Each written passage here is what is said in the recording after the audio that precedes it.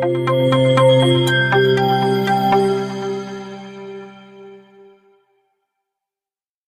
సమయంలో ప్రభు మన కొరకు ఉద్దేశించిన వాక్య ధ్యానాంశము మొదటిగా కీర్తనల భాగము 99వ కీర్తన 6వ చరణం. ఆయన యాజకులలో మోషే అహరోనులుండిరి. ఆయన నామమును బట్టి ప్రార్థన చేయువారిలో సమూయేలు ఉండెను. వారు యెహోవాకు మొర్రపెట్టగా ఆయన వారికి ఉత్తరం ఇచ్చెను. హల్లెలూయా. ఈ మాట యొక్క భావం ఏంటి? సమూయేలు ఉన్నాడు, అలాగే మోషే అహరోనులు కూడా ఉన్నారు. అయితే వారు యెహోవాకు మొర్రపెట్టగా ఆయన వారికి ఉత్తరం ఇచ్చెను. హల్లెలూయా. ఎవరు యెహోవాకు మొర్రపెట్టగా? సమూయేలు, మోషే. అలాగే ఇర్మియా గ్రంథము 15వ అధ్యాయము 1 నుండి చదువుతాను. ఇర్మియా గ్రంథము 15వ అధ్యాయము 1 నుండి చదువుతాను. అప్పుడు యెహోవా నాకు ఎలాగూ సెలవిచ్చెను, మోషేయు సమూయేలును నా ఎదుట నిలవబడినను ఈ ప్రజలను అంగీకరించుటకు నాకు మనస్సుండదు. ఇక్కడేమని మాట్లాడుతున్నారు ప్రభువు? రివర్స్లో మాట్లాడుతున్నారా? మోషే అహరోనులు ప్రార్థించు వారిలో ఉన్నారు. వారు నాకు మొర్రపెట్టగా నేను వారికి ఉత్తరం ఇచ్చాను. ఎక్కడేమని మాట్లాడుతున్నారు? అదే దేవుడు కీర్తన భాగములో మాట్లాడినటువంటి మన దేవుడు ఇర్మియా గ్రంథం 15వ అధ్యాయం 1వ వచనములో ఇర్మియాతో ఏమని మాట్లాడుతున్నాడు అంటే, మోషేనులే ప్రార్థన చేసినను, ఈ ప్రజల పక్షముగా ప్రార్థన చేసినను, నేను వారి ప్రార్థన వినను. అంటే ఎప్పుడు కూడా ఒక దైవజనుడు ప్రజల పక్షంగానే ప్రార్థన చేస్తాడు, కానీ పశువులు, వృక్షాలు, జంతువుల పక్షంగా చేస్తాడా? అంటే అక్కడ ఇక్కడ కూడా మోషే కానీ సమూయేలు కానీ ప్రార్థన చేసింది ప్రజల నిమిత్తమే. హల్లెలూయా. ఎక్కడెక్కడ? కీర్తనల భాగంలోను, అలాగే ఇర్మియా గ్రంథంలో ప్రభువు చెప్తున్నటువంటి మాటను బట్టి వారు ఎవరి నిమిత్తం ప్రార్థన చేస్తున్నారు? తమ ప్రజల నిమిత్తము, లేదా దేవుని బిడ్డల నిమిత్తం. కానీ ప్రభువు ఏం మాట్లాడుతున్నారు? ఒకసారి ఆయన ఏం మాట్లాడారు? ఒకప్పుడు ఆయన ఏమని మాట్లాడారు? నేను మోషే సమూయేలు మీ పక్షముగా చేస్తున్నటువంటి ప్రార్థనను ఆలకిస్తాను. ఎక్కడేమని మాట్లాడుతున్నారు? మోషే సమూయేలులు చేసిన ప్రార్థన మీ పక్షంగా నేను ఆలకించను. ఈ మాట ఎలా ఉంది? దేవుడు అటో మాట మాట్లాడతాడో ఇటో మాట మాట్లాడతాడా? మనం మాట్లాడతాం. తెలియక పాపం అంటున్నారు, తెలియక పాపం. చాలా వాక్యాలు దేవుడు మనతో ఇలాంటివి మాట్లాడారు. ఏమని మాట్లాడారు? నేను పశ్చాత్తాప పడను. అదే ఆయన ఏమని మాట్లాడారు? నేను పశ్చాత్తాప పడుతున్నాను. అదే ప్రవక్త అయినటువంటి బిలాము ఏమంటాడు? ఆయన పశ్చాత్తాప పడుటకు నరుడు కాడు. అదే సమూయేలు ఏమంటాడు? ఆయన పశ్చాత్తాప పడుటకు నరుడు కాడు. అదే దేవుడు ఏమంటాడు? నేను పశ్చాత్తాప పడుచున్నాను. ఇలాంటివి 1 కాదు, 2 కాదు, 3 కాదు, 4 కాదు, అనేకమైనవి దేవుడు మనకు విశదపరచడం జరిగింది. హల్లెలూయా. వాటన్నిటిలో నుండి ఏమి రుజువైంది? మనం అర్థం చేసుకోవాలి అనే విషయం రుజువైంది. దేవుడు 2 మాటలు మాట్లాడాడు అని రుజువైంది. సందర్భం చాలా ప్రాముఖ్యం అని మనకు రుజువైంది. దేవుని మాటలలో సున్నైనను పొల్లైనను ఏనాడైనను తప్పిపోదు అని రుజువైంది. హల్లెలూయా. ఈ దినం మనం ఈ వాక్య భాగాన్ని ధ్యానం చేద్దాం. అక్కడేమో నేను వింటాను, ఇక్కడేమో నేను వినను. అక్కడున్నది మోషే సమూయేలే, ఇక్కడున్నది మోషే సమూయేలే. ఏంటి దీనిలో ఉన్నటువంటి మర్మం? ఏంటి దీనిలో దాగి ఉన్నటువంటి నిగూఢమైనటువంటి సత్యం? దేవుడు 2 మాటలు మాట్లాడతారా? కాదు, లేదు. మరి ఏంటి అంటే ఈ మాటలకు సారాంశం ఉంది. హల్లెలూయా. ఈ మాటల యొక్క సారాంశము సత్యము. హల్లెలూయా. ఆ సత్యాన్ని దేవుడు ఇప్పుడు మనకి విశదపరచబోతున్నాడు. అందరూ తలలు వంచండి, ప్రార్థన చేసుకుందాం. మహాగణుడు అయిన దేవా, నీవు నిన్న నేడు నిరంతరము ఏకరీతిగా ఉన్న దేవుడు నాయన. నీ మాటలలో సున్నైనను పొల్లైనను ఏనాడైనను తప్పిపోదు. మిమ్మల్ని మేము అర్థం చేసుకోవాలి. ప్రభా, నీవు అర్ధరాహిత్యమైన దేవుడు కాదయ్యా. నీవు అర్థవంతమైనటువంటి, నిజమైనటువంటి, సత్యమైనటువంటి దేవుడువు. దేవా, నీలో ఏ పొరపాటు ఉండదు ప్రభువా. నీ మాటలో ఏ తారతమ్యము ఉండదు ప్రభువా. పైకి నీవు మాట్లాడుతున్న మాటలు ప్రభువా మాకు అర్థం కావేమో, కానీ వాటిని ధ్యానిస్తున్నప్పుడు ప్రతి విషయాన్ని మాకు విశదపరుస్తున్న వందులకై కోట్ల కొలది కృతజ్ఞతార్పణలు చెల్లిస్తున్నాం. సర్వశక్తుడు అయిన దేవా యేసయ్య, కృపలో మాతో మీరు మాట్లాడండి. ఈ అంశములో నుండి మా ఆత్మలకు క్షేమాన్ని కలుగు చేయండి. కృపామయుడు అయిన దేవా, మిమ్మల్ని మేము అర్థం చేసుకోవడానికి, ఏ విషయంలో మేము అపార్థం చేసుకోకుండా ఈ మాటల యొక్క భావం ఏంటో మేము ఎరిగిన వారమై, ఈ మాటలు మాకు ఎట్టి ప్రయోజనమో మేము ఎరిగిన వారమై, ఈ మాటల ప్రకారంగా మేము జీవించడానికి మీ ఆత్మశక్తి మాకు అనుగ్రహించండి. అపవాది క్రియలన్నీ యేసు నామములలో అయిపరిచి శప్పించి బంధించమని యేసు అతి పరిశుద్ధ నామమున అడిగి వేడుకుని పొందుకుని నాము పరమ తండ్రి, ఆమేన్. చూడండి, మనం ఇంతవరకు ధ్యానం చేసుకున్నటువంటి ధ్యానాంశాలనే మనం కొద్దిగా అలా టచ్ చేసుకుని వెళదాం.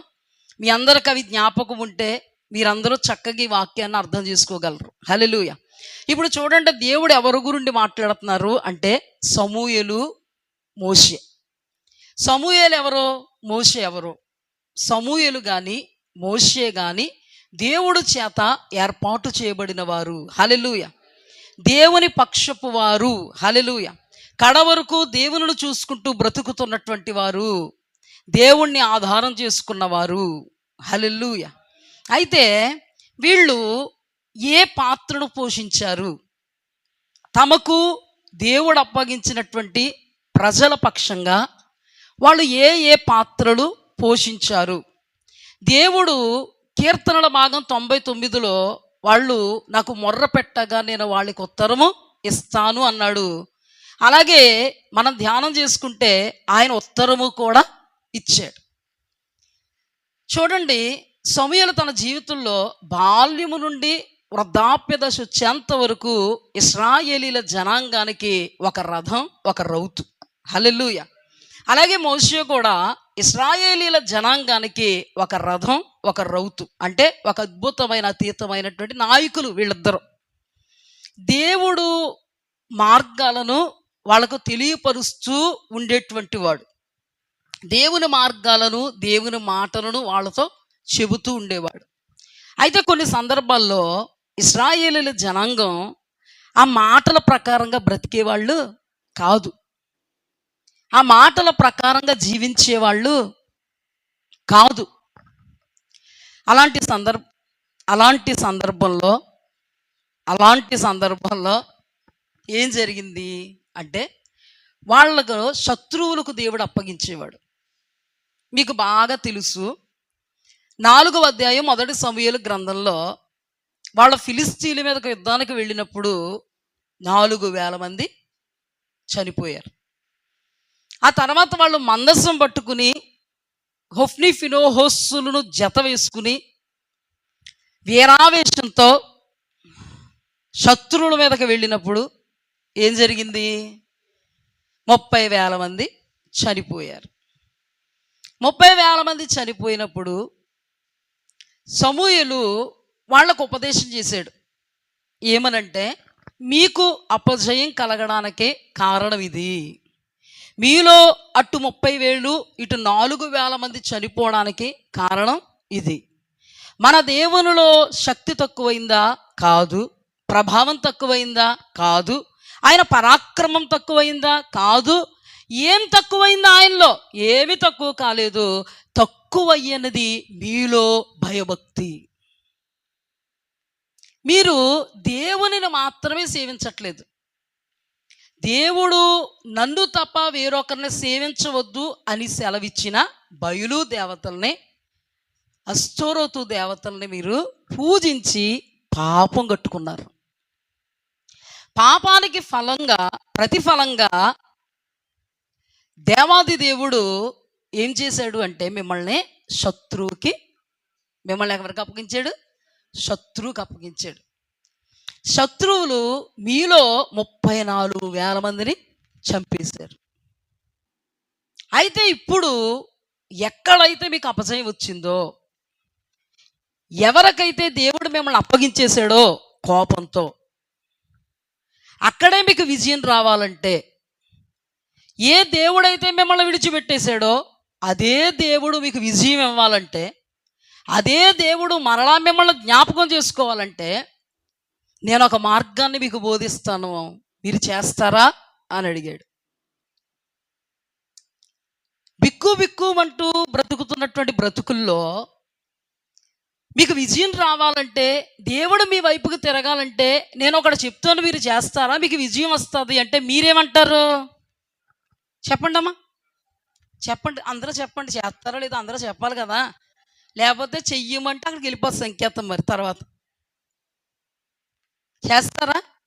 వాళ్ళు కూడా మీలాగే బుద్ధిమంతులు అన్నారు. మహానుభావ సమూయేలా, దేవుని చేత ఏర్పాటు చేయబడిన మా నాయకుడా, నీవేది చెబితే అది మేము చేస్తాం. అప్పుడు సమూయేలు ఏం చేశాడంటే వాళ్ళతో మాట్లాడుతున్నాడు. ఏం లేదు, ఇంతవరకు మీరు ఏ తప్పులు చేశారని నేను మీతో చెప్పానో వాటిని యథార్థంగా దేవుని ఎదుట మీరు ఒప్పుకోండి. దానికి సంకేతంగా మీరు నీళ్లు చేది పారబోయండి. అంటే దానికి సంకేతం లేదా దాని అర్థం ఏంటంటే, మా పాపాలను నీళ్లు పారబోయినట్లుగా పారబోస్తున్నాం మహాతండ్రి దేవా, పారబోయబడిన దానిని ఎలా మరలా వెనక్కి తీసుకోలేమో. అంటే ఏంటో తెలుసా? కక్కిన దాన్ని మేము చెప్పాలి, కక్కిన దాన్ని మనం, ఇది పరిచయమైన వాక్యమే కదా, కక్కిన దాన్ని మేము మరలా తీసుకోము, వెనకంజం మరలా మేము వెయ్యము, వెనకకు మరలా మేము తిరగము నాయనా అని అక్కడ దేవుని ఎదుట వాళ్ళ పొరపాట్లు, వాళ్ళ పాపములు, వాళ్ళ తప్పిదములు యథార్థంగా ఒప్పుకున్నారు. హల్లెలూయా. అప్పుడు సమూయేలు వాళ్ళ పక్షంగా సర్వాంగ బలిని అర్పించాడు. ఎందుకంటే వాళ్ళ పక్షంగా బలులు అర్పిస్తున్న వాళ్ళు ఎవరప్పుడు? సమూయేలే. మీకు గుర్తుందా? సౌలుతో నేను వచ్చి బలులు అర్పిస్తాను. ఎవరు అర్పిస్తున్నారు బలులు? సమూయేలు. అప్పుడు సమూయేలు బలర్పించి వాళ్ళ పక్షంగా ప్రార్థన చేశాడు. హల్లెలూయా. వాళ్ళ పక్షంగా ప్రార్థన చేస్తే దేవుడు సమూయేలు ప్రార్థన ఆలకించాడా లేదా? ఆలకించి ఏం చేశాడో తెలుసా? ఎక్కడైతే వాళ్ళు ఓడిపోయారో అక్కడే వాళ్ళని గెలిపించాడు. ఏ శత్రువులకైతే వాళ్ళని అప్పగించాడో అదే శత్రువులను తన ప్రజలైన ఇశ్రాయేలులకు అప్పగించాడు. ఎక్కడైతే వాళ్ళకి ఏడుపు మిగిలిందో, పెడబొబ్బలు మిగిలాయో, బాధ మిగిలిందో, వేదన మిగిలిందో, తృణీకారం మిగిలిందో, చింత మిగిలిందో, దుఃఖం మిగిలిందో, టోటల్గా చేదు అనుభవం ఎక్కడ ఎదురైందో అక్కడే మారా అనుభవంలో నుండి ఏం చేశారు? చేదు అనుభవంలో నుండి ఎక్కడికి తీసుకెళ్లారు? దేవుడు మధురమైనటువంటి అనుభవంలోనికి తీసుకొచ్చారు. అంటే ఎవరు ప్రార్థన వలన జరిగింది? ఎవరి ఉపదేశం వలన కార్యం జరిగింది? సమూయేలు ప్రార్థన వలన, సమూయేలు ఉపదేశము వలన దేవదేవుడు కోపము తగ్గించుకొని వాళ్ళ వైపుకు తిరిగాడు. హల్లెలూయా. అంతవరకు ఎవరి మీద కోపం? ఇశ్రాయేలీల జనాంగం మీద కోపం. అందుకని ఇశ్రాయేలీల జనాంగాన్ని ఎంతమందిని అప్పగించేశాడు మరణానికి? 30,000 ప్లస్ 4,000, 34,000 మంది. సమూయేలు కానీ ఆ కార్యం చేయకపోతే, ఆ ఉపదేశించకపోతే, వాళ్ళ పక్షంగా ప్రార్థన చేయకపోతే ఇప్పుడు వాళ్ళకు వచ్చిన విజయం వాళ్ళకు కలుగునా? వాళ్ళు పొందుకున్న భాగ్యం వాళ్ళు అనుభవించుదురా? వాళ్ళు దుర్దశ మహర్దశగా మారునా? ఇదంతా ఎవరిని చూసి చేశాడు దేవుడు? సమూయేలుని చూసి చేశాడు. ఈ రోజున సంగమా చాలా తడబాట్లు ఉన్నావేమో, చాలా పొరపాట్లు ఉన్నావేమో, అర్ధరాహిత్యంగా ఉన్నావేమో, అర్థవంతంగా ఉన్నాననే భ్రమలో ఉన్నావేమో. కానీ కొన్ని సందర్భాల్లో నీకే తెలియకుండా నీవు దేవునికి విరోధి అయిపోతున్నప్పుడు, దేవుడు నీకే తెలియకుండా ఆయన నీకు విరోధి అయిపోతున్నప్పుడు అనేకమైనటువంటి దుష్పరిణామాలు నువ్వు అనుభవిస్తున్నావేమో. అవి కీడు, అవి ఒక అనారోగ్యం, అది ఒక అప్పుల సమస్య, అది శరీరములో సమాధానము లేనటువంటి పరిస్థితి, సర్వదేహములో నెమ్మది లేనటువంటి పరిస్థితి, నలుదిశల బాధాకరమైనటువంటి పరిస్థితి వచ్చిందేమో. అలాంటప్పుడు నీ ఒకవేళ అవగాహన లేకుండానే దానిని అనుభవిస్తూ అనుభవిస్తూ అనుభవిస్తూ అలవాటు ప్రార్థన చేస్తూ చేస్తూ చేస్తూ ఉపవసిస్తూ సన్నిధికి వస్తూ వెళుతూ భ్రమలోనే నా దేవుడు నాతో ఉన్నాళ్లే అని అనుకుంటున్నావేమో. దేవుడి దినం చెప్తున్నటువంటి మాట ఏంటంటే, నీవు ఆయనకు అనుకూలంగా ఉంటే మాత్రమే ఆయన నీకు అనుకూలంగా ఉంటాడు. నీవు ఆయనకు అనుకూలముగా ఉండాలి అని నిన్ను అనుకూలపరిచేది కేవలము దేవుడు నీతో మాట్లాడుతున్న మాట. హల్లెలూయా.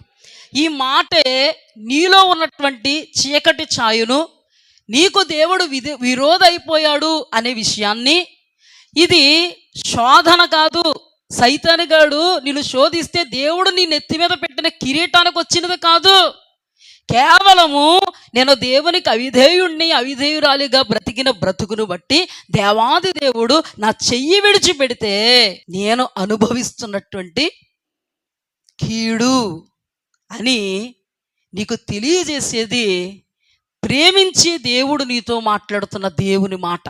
హల్లెలూయా. ఎగ్జాక్ట్గా వాళ్ళకి తెలుసండి వాళ్ళ తప్పు. చెప్పండి, ఎంత ఓవర్ కాన్ఫిడెన్స్ వెళ్ళిపోయారు వాళ్ళు. ఎక్కడికే? యుద్ధానికే. 4,000 మంది ఫట్ ఫట్ ఫట్ మంది చచ్చిపోయారు.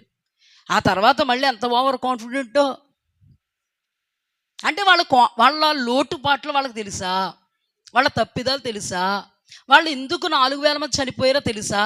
తెలియదు. కాబట్టే అవగాహన రాహిత్యంతో, అవగాహన లోపంతో వాళ్ళ ఆలోచనను బట్టి అనుకుంటున్నారు, వాళ్ళు తలస్తున్న తలంపులను బట్టి అనుకుంటున్నారు మందసం ఉంటే మనకు విజయం. ఏముంటే? మనం కూడా ఉపవాస ప్రార్థన పెట్టుకుంటే కీడు తొలగిపోవును.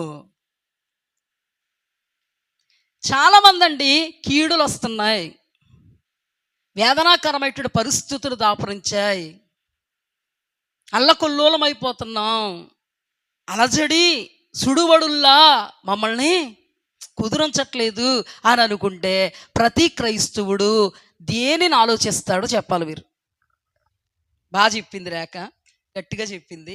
అంటే ఆ అమ్మాయి ఒక్కరితే, మిగతా వాళ్ళందరూ ఉపవాస ప్రార్థన పెట్టమనలేదు మమ్మల్ని, ఎవరు ఉపవాస ప్రార్థన అనలేదు. అవునా? ఏం గుర్తొస్తుందో తెలుసా? దురాత్మలు పట్టి పీడం పడిపోతున్నామండి, ఉపవాస ప్రార్థన ఎడితేనండి కీడులన్నీ ఏమైపోతాయండి. కొంతమంది ఆ పాస్టర్ అమ్మ గారు ఉపవాస ప్రార్థన ఎడితే బాగుండు, కీళ్ళన్నీ పోదును. ఓ సైతాను గారు గిర్రా గిర్రా గిర్రా గిర్రా గిర్రా గిర్రా తిప్పేస్తున్నాడు. ఈ పాస్టర్ అమ్మ గారికి ఎప్పుడు ఉపవాస ప్రార్థన పెట్టాలో తెలుసు. అర్థమైందా? ఎప్పుడు ఉపవాస ప్రార్థన పెట్టాలో, ఎందుకు ఉపవాస ప్రార్థన పెట్టాలో, ఎలా అయితే కీడుపోద్దో అన్నీ దేవుడితో ఉన్నటువంటి సహవాసాన్ని బట్టి, ఆయన మాతో మాట్లాడుతున్న మాటలను బట్టి, మమ్మల్ని నడిపిస్తున్నటువంటి విధానాన్ని బట్టి ఎక్కడ ఎప్పుడు ఎలా ప్రవర్తించాలో దేవుని ఆత్మతో మాకు తెలుసు. ఇప్పుడు వీళ్ళ పద్ధతి ఏంటి? వీళ్ళు ఎంత గనులో తెలుసా? వీళ్ళ పక్క ఏంటి? పక్క మందసంగా వచ్చిందో విజయం మనల్ని వరించినట్టే. పెద్దలిచ్చిన సలహా, ఈ సలహా 100% క్లిక్ అయిపోద్ది అనుకున్నారు. మనం కూడా 100% ఉపవాస ప్రార్థన పెడితే ఏమైపోద్ది? క్లిక్ అయిపోద్ది. నీ ట్రిక్కులన్నీ దేవుడికి తెలిసినప్పుడు నీ ట్రిక్కులు దేవుడి దగ్గర క్లిక్ అవ్వవు. ఎందుకంటే అన్ని చూచుచున్న దేవుడు నీ దేవుడు.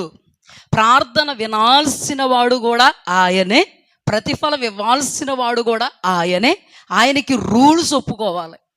ఏమి ఒప్పుకోవాలి? ఆ రూల్సే దేవుడు మనకి ఇచ్చాడు.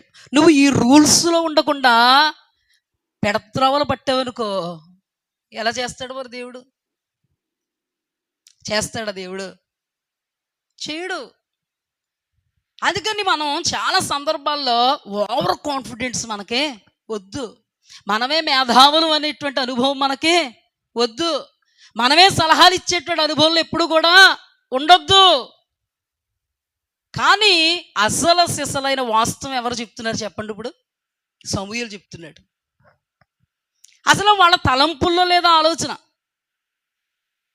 మేము అష్టోరోతు దేవతలను, బయలు దేవతలను పూజించుట వలన దేవుని కోపం మా మీదకి వచ్చింది. అస్సలు వాళ్ళ తలంపుల్లో ఉంది ఈ ఆలోచన. ఈరోజు నీ తలంపుల్లో కూడా ఈ ఆలోచన లేదు.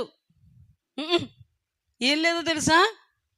ఇదంతా ఒకవేళ నేను దేవునికి విరోధంగా ఉన్నందుకు వచ్చిందేమో, నేను దేవునికి అవిధేయురాలుగా ఉన్నందుకు వచ్చిందేమో, దేవుడు నొక్కి ఒక్కానించి పదే పదే మాట్లాడుతున్నా మాటకు తిరగబడినందుకు వచ్చిందేమో, ఆ మాటలలో నిలబడలేనందుకు వచ్చిందేమో. ఎందుకంటే దేవుడు సత్యవంతుడు. హల్లెలూయా. ఒకటి చెప్పనా, నీకు ఇచ్చిన వాగ్దానాన్ని నెరవేర్చుటలో దేవుడు శక్తివంతుడు అంటావు నువ్వు. ప్రవచన వాక్కును నెరవేర్చుటలో మా దేవుడు శక్తివంతుడు. పలానా రోజున ప్రవచనం వచ్చింది, దానికోసమే చూస్తున్నా. ఎందుకు? ఏదేమైనా నెరవేరిపోద్దని. నేనేమంటాను తెలుసా? నువ్వు ఆయనకి విరోధంగా ఉంటే ఆయనకి నీకు విరోధం అయిపోతాడు. ఇది వాస్తవం కాదా? చెప్పండమ్మా, వాస్తవం కదా? మనము అనుకూలమైన వాటిని 100% వాస్తవం ఇదని నమ్ముతాం, గట్టిగా పట్టుకుంటాం, ప్రార్థన చేస్తాం, అవసరమైతే కడుపు కట్టేసుకుంటాం, ఉపవాస ప్రార్థనలో అనుదినం అదే అంశం. అంతేగాని నేను నీకు విరోధనైతే నువ్వు నాకు విరోధం అయిపోతావు ప్రభువా, నీవు నా మీదకే కీడు పంపుతావు ప్రభువా, నాకు తెలుసు నీ వాక్యాన్ని బట్టి ప్రభువా, రహస్యమందు నీవు నన్ను చూస్తున్నావు ప్రభువా, పైకి విశ్వాసపు మాటలు మాట్లాడుతున్న నేను రహస్యంగా అవిశ్వాసంతో బ్రతుకుతున్న బ్రతుకు నీకు తెలుసు ప్రభువా. వాళ్ళేమో ఆ రోజున అష్టోరోతు దేవతల్ని, బయలు దేవతల్ని పూజ చేస్తే, ఈ రోజున మూర్ఖతనగు పరుచుటే మాయా విగ్రహములు గృహదేవతలను పూజించుడని పాపంతో సమానమన్నావే మహాప్రభు. ఆ రోజున వాళ్ళు ప్రత్యక్ష విగ్రహారాధన చేశారు. ఈ రోజున ఒకవేళ నేను పరోక్ష విగ్రహారాధన చేస్తున్నానేమో, అందుకేనేమో ప్రవ్వా నా మీదకి ఇన్ని కీడులు, అందుకేనేమో ప్రవ్వా నా మీదకి ఇన్ని ఉపద్రవాలు, అందుకేనేమో ప్రవ్వా నా మీదకి ఇన్ని బాధలు పొంగి ప్రవహించేస్తున్నాయి నాయనా, ఎన్నటికీ అది నాకు దూరమవును గాక అని ఎవరైనా చేసుంటారా ప్రార్థన? వాస్తవంగా యథార్థంగా గుండెల మీద చేసుకుని చెప్పుంది. నాతో చెప్పొద్దు. నీతివంతులుగా కడవరకు బ్రతకాలంటే నీతిని కాపాడుకుంటూ బ్రతకాలి. హల్లెలూయా. ఈరోజు నువ్వు ఒక తెల్ల వస్త్రం ధరించేసావు, సాయంత్రానికే దాని మీద ఎన్ని ఉంటాయి? మచ్చలు, మరకలు, ముడతలు, కాయిగా నడిపోద్ది. పొద్దున్నుంచి సాయంత్రానికి ఏమైపోద్ది? అవునా కదా? దాన్ని నువ్వు కాపాడుకోవాలి అంటే దాన్ని శుద్ధి చేసుకోవాలి, దానికి పెట్టవలసినవన్నీ పెట్టి ఆరేసుకోవాలి, ఇస్త్రీ చెయ్యాలి, అప్పుడు నువ్వు వేసుకుంటే అది ఎలా ఉంటుంది? అలాగే నీ జీవితంలో దేవుడు ఇచ్చినటువంటి నీతి అనబడేటువంటి వస్త్రం కానీ, రక్షణ వస్త్రాన్ని కానీ నువ్వు కాపాడుకుంటూ ఉండాలి. ఓవర్ కాన్ఫిడెన్స్ కుదరదు. ఎందుకు తెలుసా? నేను అన్నాను కదా, ఉదయం వస్త్రం వేసుకున్నావు, సాయంకాలం నువ్వు ఉదయం ఎలాగ వేసుకున్నా అలాగ ఉండదు. సాయంత్రానికి నువ్వు ఉదయం వేసుకున్నట్టుగా ఫీల్ అయిపోయి రేపొద్దున పెళ్ళికి కూడా అది వేసుకెళ్ళిపోతావేమో. అంటే ఓవర్ కాన్ఫిడెంట్లో ఉంటే వేసుకెళ్ళిపోతావు. ఎందుకంటే నువ్వు బీరువాలో తీసినప్పుడు తలతల్ల ఆడిపోతుంది. నువ్వు ఒంటి మీద వేసుకున్న మురికి నీకు తెలియలేదనుకో, రేపొద్దునట్టి 10 రోజుల తర్వాత కూడా అది వేసిపోతాను. నీది నీకు తెలియదు, పక్కడికి తెలుస్తుంది, ఎదుటివాడికి తెలుస్తుంది. ఈ రోజున ఒకవేళ నీది నీకు తెలియట్లేదేమో, నిన్ను ప్రేమించిన నీ దేవుడికి తెలిసి నీతో మాట్లాడుతున్నాడు. హల్లెలూయా. మన జీవితంలో యథార్థంగా దేవుని వైపుకు చూస్తే దేవుడు మనల్ని విడిచిపెట్టడండి. దేవుని వాక్యం సెలవిస్తుంది, యథార్థవంతులకు ఏ మేలు చేయక మానడు. హల్లెలూయా. ఏ మేలు చేయక మానడు. ఆయన దగ్గర ఎన్ని మేళ్ళు ఉన్నాయి? ఏ మేలు చేయక మానడు. హల్లెలూయా. లోపమంతా దేవునిలో లేదు, లోపమంతా సేవకునిలో లేదు, లోపమంతా ఎవరిలో ఉంది? విశ్వాస జనాంగమా, లోపమంతా ఎవరిలో ఉందో ఒకటికి 2 సార్లు పరిశీలనగా తెలుసుకుంటే అది నాకు కాదు క్షేమం, అది నీకే క్షేమం. హల్లెలూయా. చెప్పండి, సమూయేలు ప్రార్థన వలనైనా జరిగింది, సమూయేలు ఉపదేశం వలనైనా జరిగింది జరిగింది కానీ అలాగ దేవుడు వాళ్ళ ప్రార్థనలు ఆలకించాడే. కానీ రాజును వాళ్ళు కోరుకున్నారో, రాజును కోరుకోవడం దేవునికి దృష్టికి మహాఘోర పాపం చేసిన వాళ్ళు అయిపోయారు ఇశ్రాయేలీలు. అలాంటప్పుడు సమూయేలు దేవుని పక్షంగా ఏమంటున్నాడో, దేవుని ఎదుట మీరు మహాఘోరమైన కీడు చేశారు, మీరు రాజును కోరుకోవడం వల్ల మీరు బహు కీడు చేశారు దేవుని దృష్టికి. ఇదిగో దేవుడు దాన్ని రూఢిపరచబోతున్నాడు, మీకు తెలియపరచబోతున్నాడు. నిజమే నా ప్రియబిడ్డలారా, రాజును కోరుకుని మీరు నాకే కీడు చేశారు, నా దృష్టికి మహాఘోరమైన పాపం చేశారని ఆయన మీకు రుజువుపరచునుగాక అని, దేవా ఇదే నిజమైతే ఉరుముల వర్షాన్ని పంపు నాయనా అన్నాడు. ఉరుముల వర్షం వచ్చింది.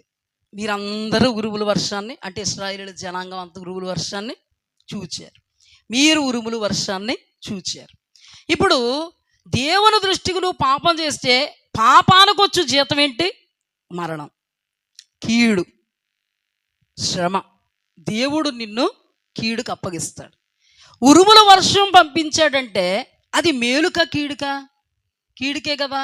కానీ ఆ కీడులో ఇశ్రాయేలీయులు ఎందుకు చనిపోలేదు అంటే, అక్కడ కూడా సమూయేలు ప్రార్థనను దేవుడు ఆలకించాడు కాబట్టి ఆ కీడు వాళ్ళ మీదకే రానవలేదు. హల్లెలూయా.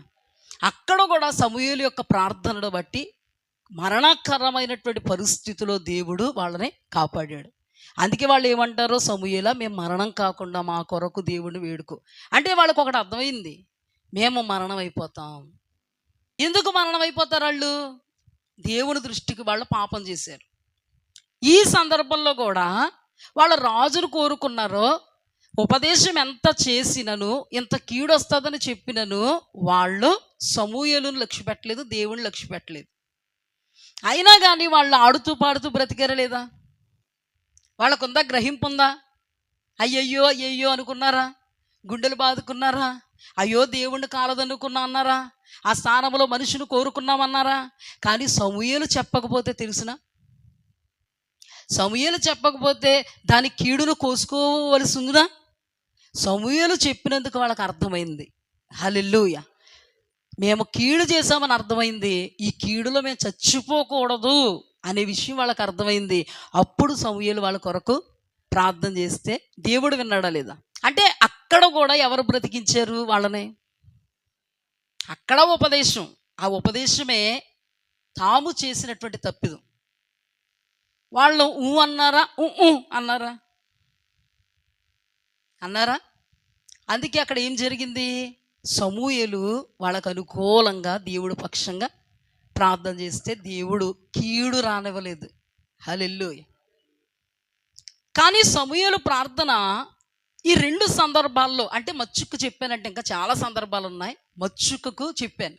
అయితే దేవుడు సమూయేలు ప్రార్థన ఈ 2 సందర్భాల్లో అంగీకరించాడా లేదా? అంగీకరించాడా? అయితే ఇర్మియా గ్రంథంలో ఈ ప్రజల పక్షముగా సమూయేలు ప్రార్థన చేసిన, మోషే ప్రార్థన చేసిన నేను వినను అన్నాడా లేదా? అయితే ఇంకొక కోణంలో సమూయేలు ప్రార్థన ఎప్పుడు అంగీకరించలేదు? సౌలు రాజుగా పట్టాభిషేకం చేయబడిన తర్వాత సౌలు దేవుని మాటను తిరస్కరించాడు. దేవుని ఆజ్ఞను ఏం చేశాడు? తిరస్కరించాడు. దేవుడు వెంటనే అతను త్రోసేసి ఆ స్థలంలో ఎవరిని పెట్టాడు? అయినా అతని గురించి ఎవరు ఏడుస్తున్నారు? అందరికీ తెలుసు. అర్థమైందా? సమూయేలు ఏడుస్తున్నాడు. ఏమని ఏడ్చుంటాడు? అయ్యా, మొట్టమొదటి రాజు ప్రభువా, నీవు ఏర్పాటు చేసుకున్న వ్యక్తిని ఆయన మార్చు నాయన, అయ్యో అనుకూలపరచు నాయన, అయ్యో, నీ ప్రణాళికలు అతని జీవితంలో జరిగించిన ఆయన, నీ చిత్తంలో అతను నిలబెట్టిన ఆయన, అతనికి ఒక తరుణం ఇవ్వను ఆయన, అతనికి ఒక సమయం ఇవ్వను ఆయన అని ఏడ్చి ఏడ్చి ఏడిస్తే, సమూయేలా నీ ప్రార్థన నేను అంగీకరించి తిని అన్నాడు. అక్కడ నువ్వు వెళ్ళి దావీదుని అభిషేకించి ఇల్లు అన్నాడా లేదా? నువ్వు వెళ్ళి దావీదుని అంటే అక్కడ సౌలు కొరకు అతడు చేసిన ప్రార్థన, సౌలు కొరకు అతడు చేసిన ప్రార్థన దేవుడు అంగీకరించాడా? ఎందుకు అంగీకరించలేదు చెప్పండి అమ్మ, కరెక్ట్, బాగా చెప్తున్నారు మీరు. సౌలు అవిధేయత, అంతవరకు కూడా విధేయత చూపాడా? అక్కడ వాళ్ళ తప్పిదాలను బట్టి వాళ్ళ మీదకి శిక్ష వచ్చినప్పుడు, వాళ్ళ తప్పిదాలు ఇవి, ఇందుకు మీ శిక్ష వచ్చింది అన్నప్పుడు వాళ్ళు ఏం చేశారు? సరెండర్ అయ్యారు. ఇక్కడ కూడా వీళ్ళు ఏం చేశారు? సరెండర్ అయ్యారు. ఇక్కడైతే ఎప్పుడైనా సరెండర్ అయ్యాడా? అంటే ఏ మనస్సు అతుంది? భ్రష్ట మనస్సు. దీని గురించి కూడా వస్తుంది మీకు, అందుకే చెప్తాను, టచ్ అవుతుంది, జాగ్రత్తగా వినండి. మారతాడు ఇంకా, అందుకే దేవుడు విన్నాడా? అంటే ఒక సందర్భంలో సమూయేలు ప్రార్థన దేవుడు విన్నాడు, ఒక సందర్భంలో సమూయేలు ప్రార్థన దేవుడు వినలేదు. ఈ రోజున నీ దైవజనుడు ఎంత గనుడైనా, దేవుని చేత ఏర్పాటు చేయబడిన వాడైనా, దేవుణ్ణే చూసుకుంటూ బ్రతుకుతున్న వాడైనా, నీ దైవజనుడు ఎంత ఘనమైన ప్రార్థన చేసినా కొన్ని సందర్భాల్లో నీ కొరకు చేసిన ప్రార్థన దేవుడు ఆలకించాడేమో, కొన్ని సందర్భాల్లో దేవుడు ఆలకించడు. ఎప్పుడు ఆలకిస్తాడో ఇప్పుడు ఆలకించడు. ఉపదేశం చెప్తూ ఉన్నప్పుడు ఉపదేశానికి మీరు సరెండర్ అయితే, మీరు నిజంగా పాపాత్ములైనా, దోషులైనా, అపరాధులైనా, అవిధేయులైనా, మీకే తెలియకుండా దేవుడికి విరోధులైపోతే, దేవుడే మీకు విరోధైపోయి ఎన్నో సమస్యలు సుడిగుండాలకు మిమ్మల్ని అప్పగించినా, తడబడిపోతున్నా, ఎన్ని పరిస్థితులు మీ మీద పొర్లిపోతున్నా, దైవజనుడు మీ పక్షపు వాడే ప్రార్థన చేయగా మీ స్థితిగతులను మారుస్తాడు దేవుడు. గట్టిగా చెప్పాలి హల్లెలూయా. మీకు ఎంత వాక్యం చెప్పినా ఆ వాక్యం దగ్గరికి రాలేని వాళ్ళు కొందరు, వచ్చి నిద్రపోతున్న వాళ్ళు కొందరు, వచ్చి అయోమయంగా చూస్తున్న వాళ్ళు కొందరు, వచ్చి అక్కడ ఏమైపోతుందో ఇక్కడ ఏమైపోతుందో గేదె మొత్తానికి తెంపేసుకుని పోతున్నట్టు అని అనుకున్నావు అనుకో, నీకు వాక్యం ఎక్కుద్దా? ఈ మూలం అనబడేటువంటి వాక్యమే నీలోనికి దూసుకుపోకపోతే ఆ ఉపదేశం నీకు అర్థమవుతుందా? ఉపదేశమే నీకు అర్థం కాకపోతే ఉపదేశానికి తిరగలుగుతావా? నువ్వే తిరగకపోతే దైవజనుడు, ప్రభువా మా బిడ్డల వైపుకు తిరుగు నాయనా, ఆ బిడ్డ వైపుకు తిరుగయ్యా. కష్టకాలంలో ఉన్నాడు బిడ్డ, ప్రతిరోజు ప్రార్థన చేయమంటున్నాడు.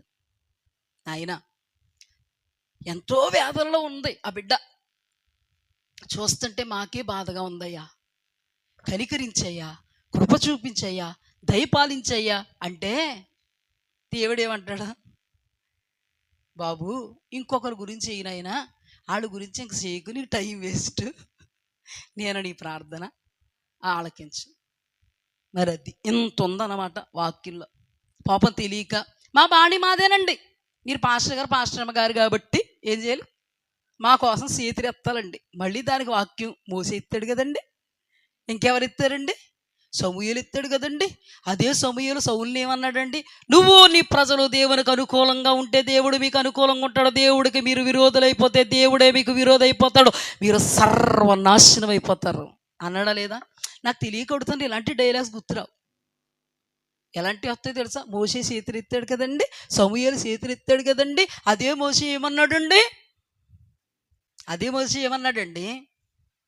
చాలా సందర్భాల్లో మోసే మీద సనిగి దేవుని యొద్ద నుండి కోపాన్ని తెచ్చుకున్నారు ఇశ్రాయేలీలు. అలాంటప్పుడు మోసే వాళ్ళ పక్షంగా చేతులెత్తినప్పుడు వాళ్ళు మోసే తట్టు తిరిగి దేవుని వైపుకు చూస్తే దేవుడు వాళ్ళని బ్రతికించాడు. హల్లెలూయా. బెస్ట్ ఎగ్జాంపుల్ ఏంటి? మోసేను సలుగుతున్నప్పుడు దేవుడు కోపం వచ్చి తాపకరమైనటువంటి సర్పాలను పంపినప్పుడు, ఆ తాపకరమైన సర్పాలు వాళ్ళని కరుస్తున్నప్పుడు వాళ్ళకి సిచ్యువేషన్ అర్థమైంది.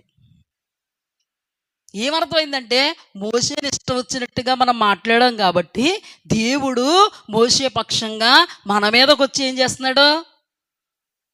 కీడు పంపించాడు మన మీద. అప్పుడు వాళ్ళు ఏం చేశారో తెలుసా? తాపకరమైనటువంటి సర్పములతో కరవబడుతున్నప్పుడు వాళ్ళు మోషే దగ్గరికి వచ్చి, మోషే మోషే నీకు విరోధంగా పాపం చేసాం మోషే, క్షమించు మోషే అని తప్పిదమును ఒప్పుకున్నారు లేదా? అప్పుడు మోషే వాళ్ళ పక్షంగా చేతులు ఎత్తినప్పుడు దేవుడు కోపంతో తాపకరమైన సర్పాలు పంపించి చంపుతుంటే దేవుడు కోపాన్ని మోషే ఆపాడు. హల్లెలూయా. అర్థమైందా మీకు? ఇష్టం వచ్చినట్టుగా ప్రవర్తిస్తూ ఉంటారు కొందరు, ఇష్టం వచ్చినట్టుగా మాట్లాడుతూ ఉంటారు కొందరు, ఇష్టం వచ్చినట్టుగా వ్యవహారం చేస్తూ ఉంటారు దైవజనులతో కొందరు. అలాంటి వాళ్ళ దగ్గరికి దేవుడు ఏం పంపుతాడు? కీడు. అలాంటప్పుడు నిజంగా వీళ్ళు అర్థం చేసుకున్నారు లేదా? కీడు రాగానే ఇది ఇంకొక సందర్భం, ఇందులోంచి ఒక కోణం. గమ్ముని కీడు రాగానే నేను యోసేపునని అర్థం చేసుకున్నానని అనుకోకు. గమని కీడు రాగానే నేను యోబుని, నా నెత్తి మీద 2 కీడటాలు కనబడుతున్నాయి అని అనుకోకు. నీకు కీడు రాగానే మొట్టమొదట మెట్టి ఏంటో తెలుసా? నిన్ను నీవు పరిశీలనగా చూసుకో. నీ మాట చూసుకో, నీ తీరు ఎలా ఉందో చూసుకో, నీ ప్రవర్తన ఎలా ఉందో చూసుకో, నీ స్థితి గతి ఎలా ఉందో ఒక్కసారి చూసుకో. నువ్వు చూసుకుంటున్నప్పుడు నీకు ఐడెంటిఫై అయ్యిందనుకో, నీవు ధన్యుడువు ధన్యురాలు. వెంటనే దేవుడి వైపు తిరిగేస్తావు, క్షమించమని అడిగేస్తావు. దైవజన ఆల్రెడీ నీ పక్షంగా ప్రార్థన చేస్తే దేవుడు ఏం చేస్తాడు? కార్యం చేస్తాడు. ఇంకో విషయం, నువ్వే ప్రార్థన చేసేసుకుంటాను అనకు. ఈ కోణంలో ఖచ్చితంగా నువ్వెవరినన్నావో వాళ్ళ దగ్గరకు వచ్చి ఖచ్చితంగా దేవుడు, నాయనా పాస్టర్ గారు మా కోసం ప్రార్థన చేయండి అనే వరకు ఆ కీడిపోదు. ఎందుకంటే నువ్వు తెలివైందని అనుకుంటున్నావేమో, తన సేవకుడు పక్షంగా దేవుడు తీర్చుడు. హల్లెలూయా. సంగమా, ప్రతి విషయము నీకు తెలియబడుట దేవుని చిత్తం. ఇక్కడ ఏమైందండి? అదే మోషే దేవుని ఎదుట వీళ్ళ పక్షంగా చేతులు ఎత్తినప్పుడు పరిష్కారాన్ని దేవుడు చూపాడు. హల్లెలూయా. అద్భుతమైన విధానంలో చచ్చిపోబోతున్న వాళ్ళు బ్రతికారు. ఆలకించాడా లేదా దేవుడు ప్రార్థన? ఇలా చెప్పుకుంటూ పోతే చాలా చాలా చాలా ఇంకొద్దు. కానీ ఏ సందర్భంలో ఆలకించలేదు అని మనం ధ్యానం చేస్తే సంఖ్యాకాండం 14వ అధ్యాయంలో వేగుల వాళ్ళ సందర్భం వచ్చింది. అందులో 10 మంది ఏమో చెడ్డ సమాచారం తీసుకొస్తే, ఒక ఇద్దరేమో దేవుని నిమిత్తం అక్కడ చూస్తున్నది కాదు, అక్కడ దేవుడు చేయబోతున్నది విశ్వాసంతో చూచి చెప్పారు. అది దేవుడి దృష్టికి మంచి సమాచారం అయింది. వీళ్ళ వాస్తవం చెప్పారు. అజ్ఞానులై అవివేకులై ఏ నేత్రాలవి? మూయబడిన నేత్రాలతో చెప్పారు. అది చెడ్డ సమాచారం అయింది. మంచి సమాచారం తెచ్చిన వాళ్ళ మాట ఒక్కడెనలేదు. చెడ్డ సమాచారం తెచ్చిన వాళ్ళ మాట, ఓ మాటలో చెప్పాలంటే ఊరూరంతా విన్నారు.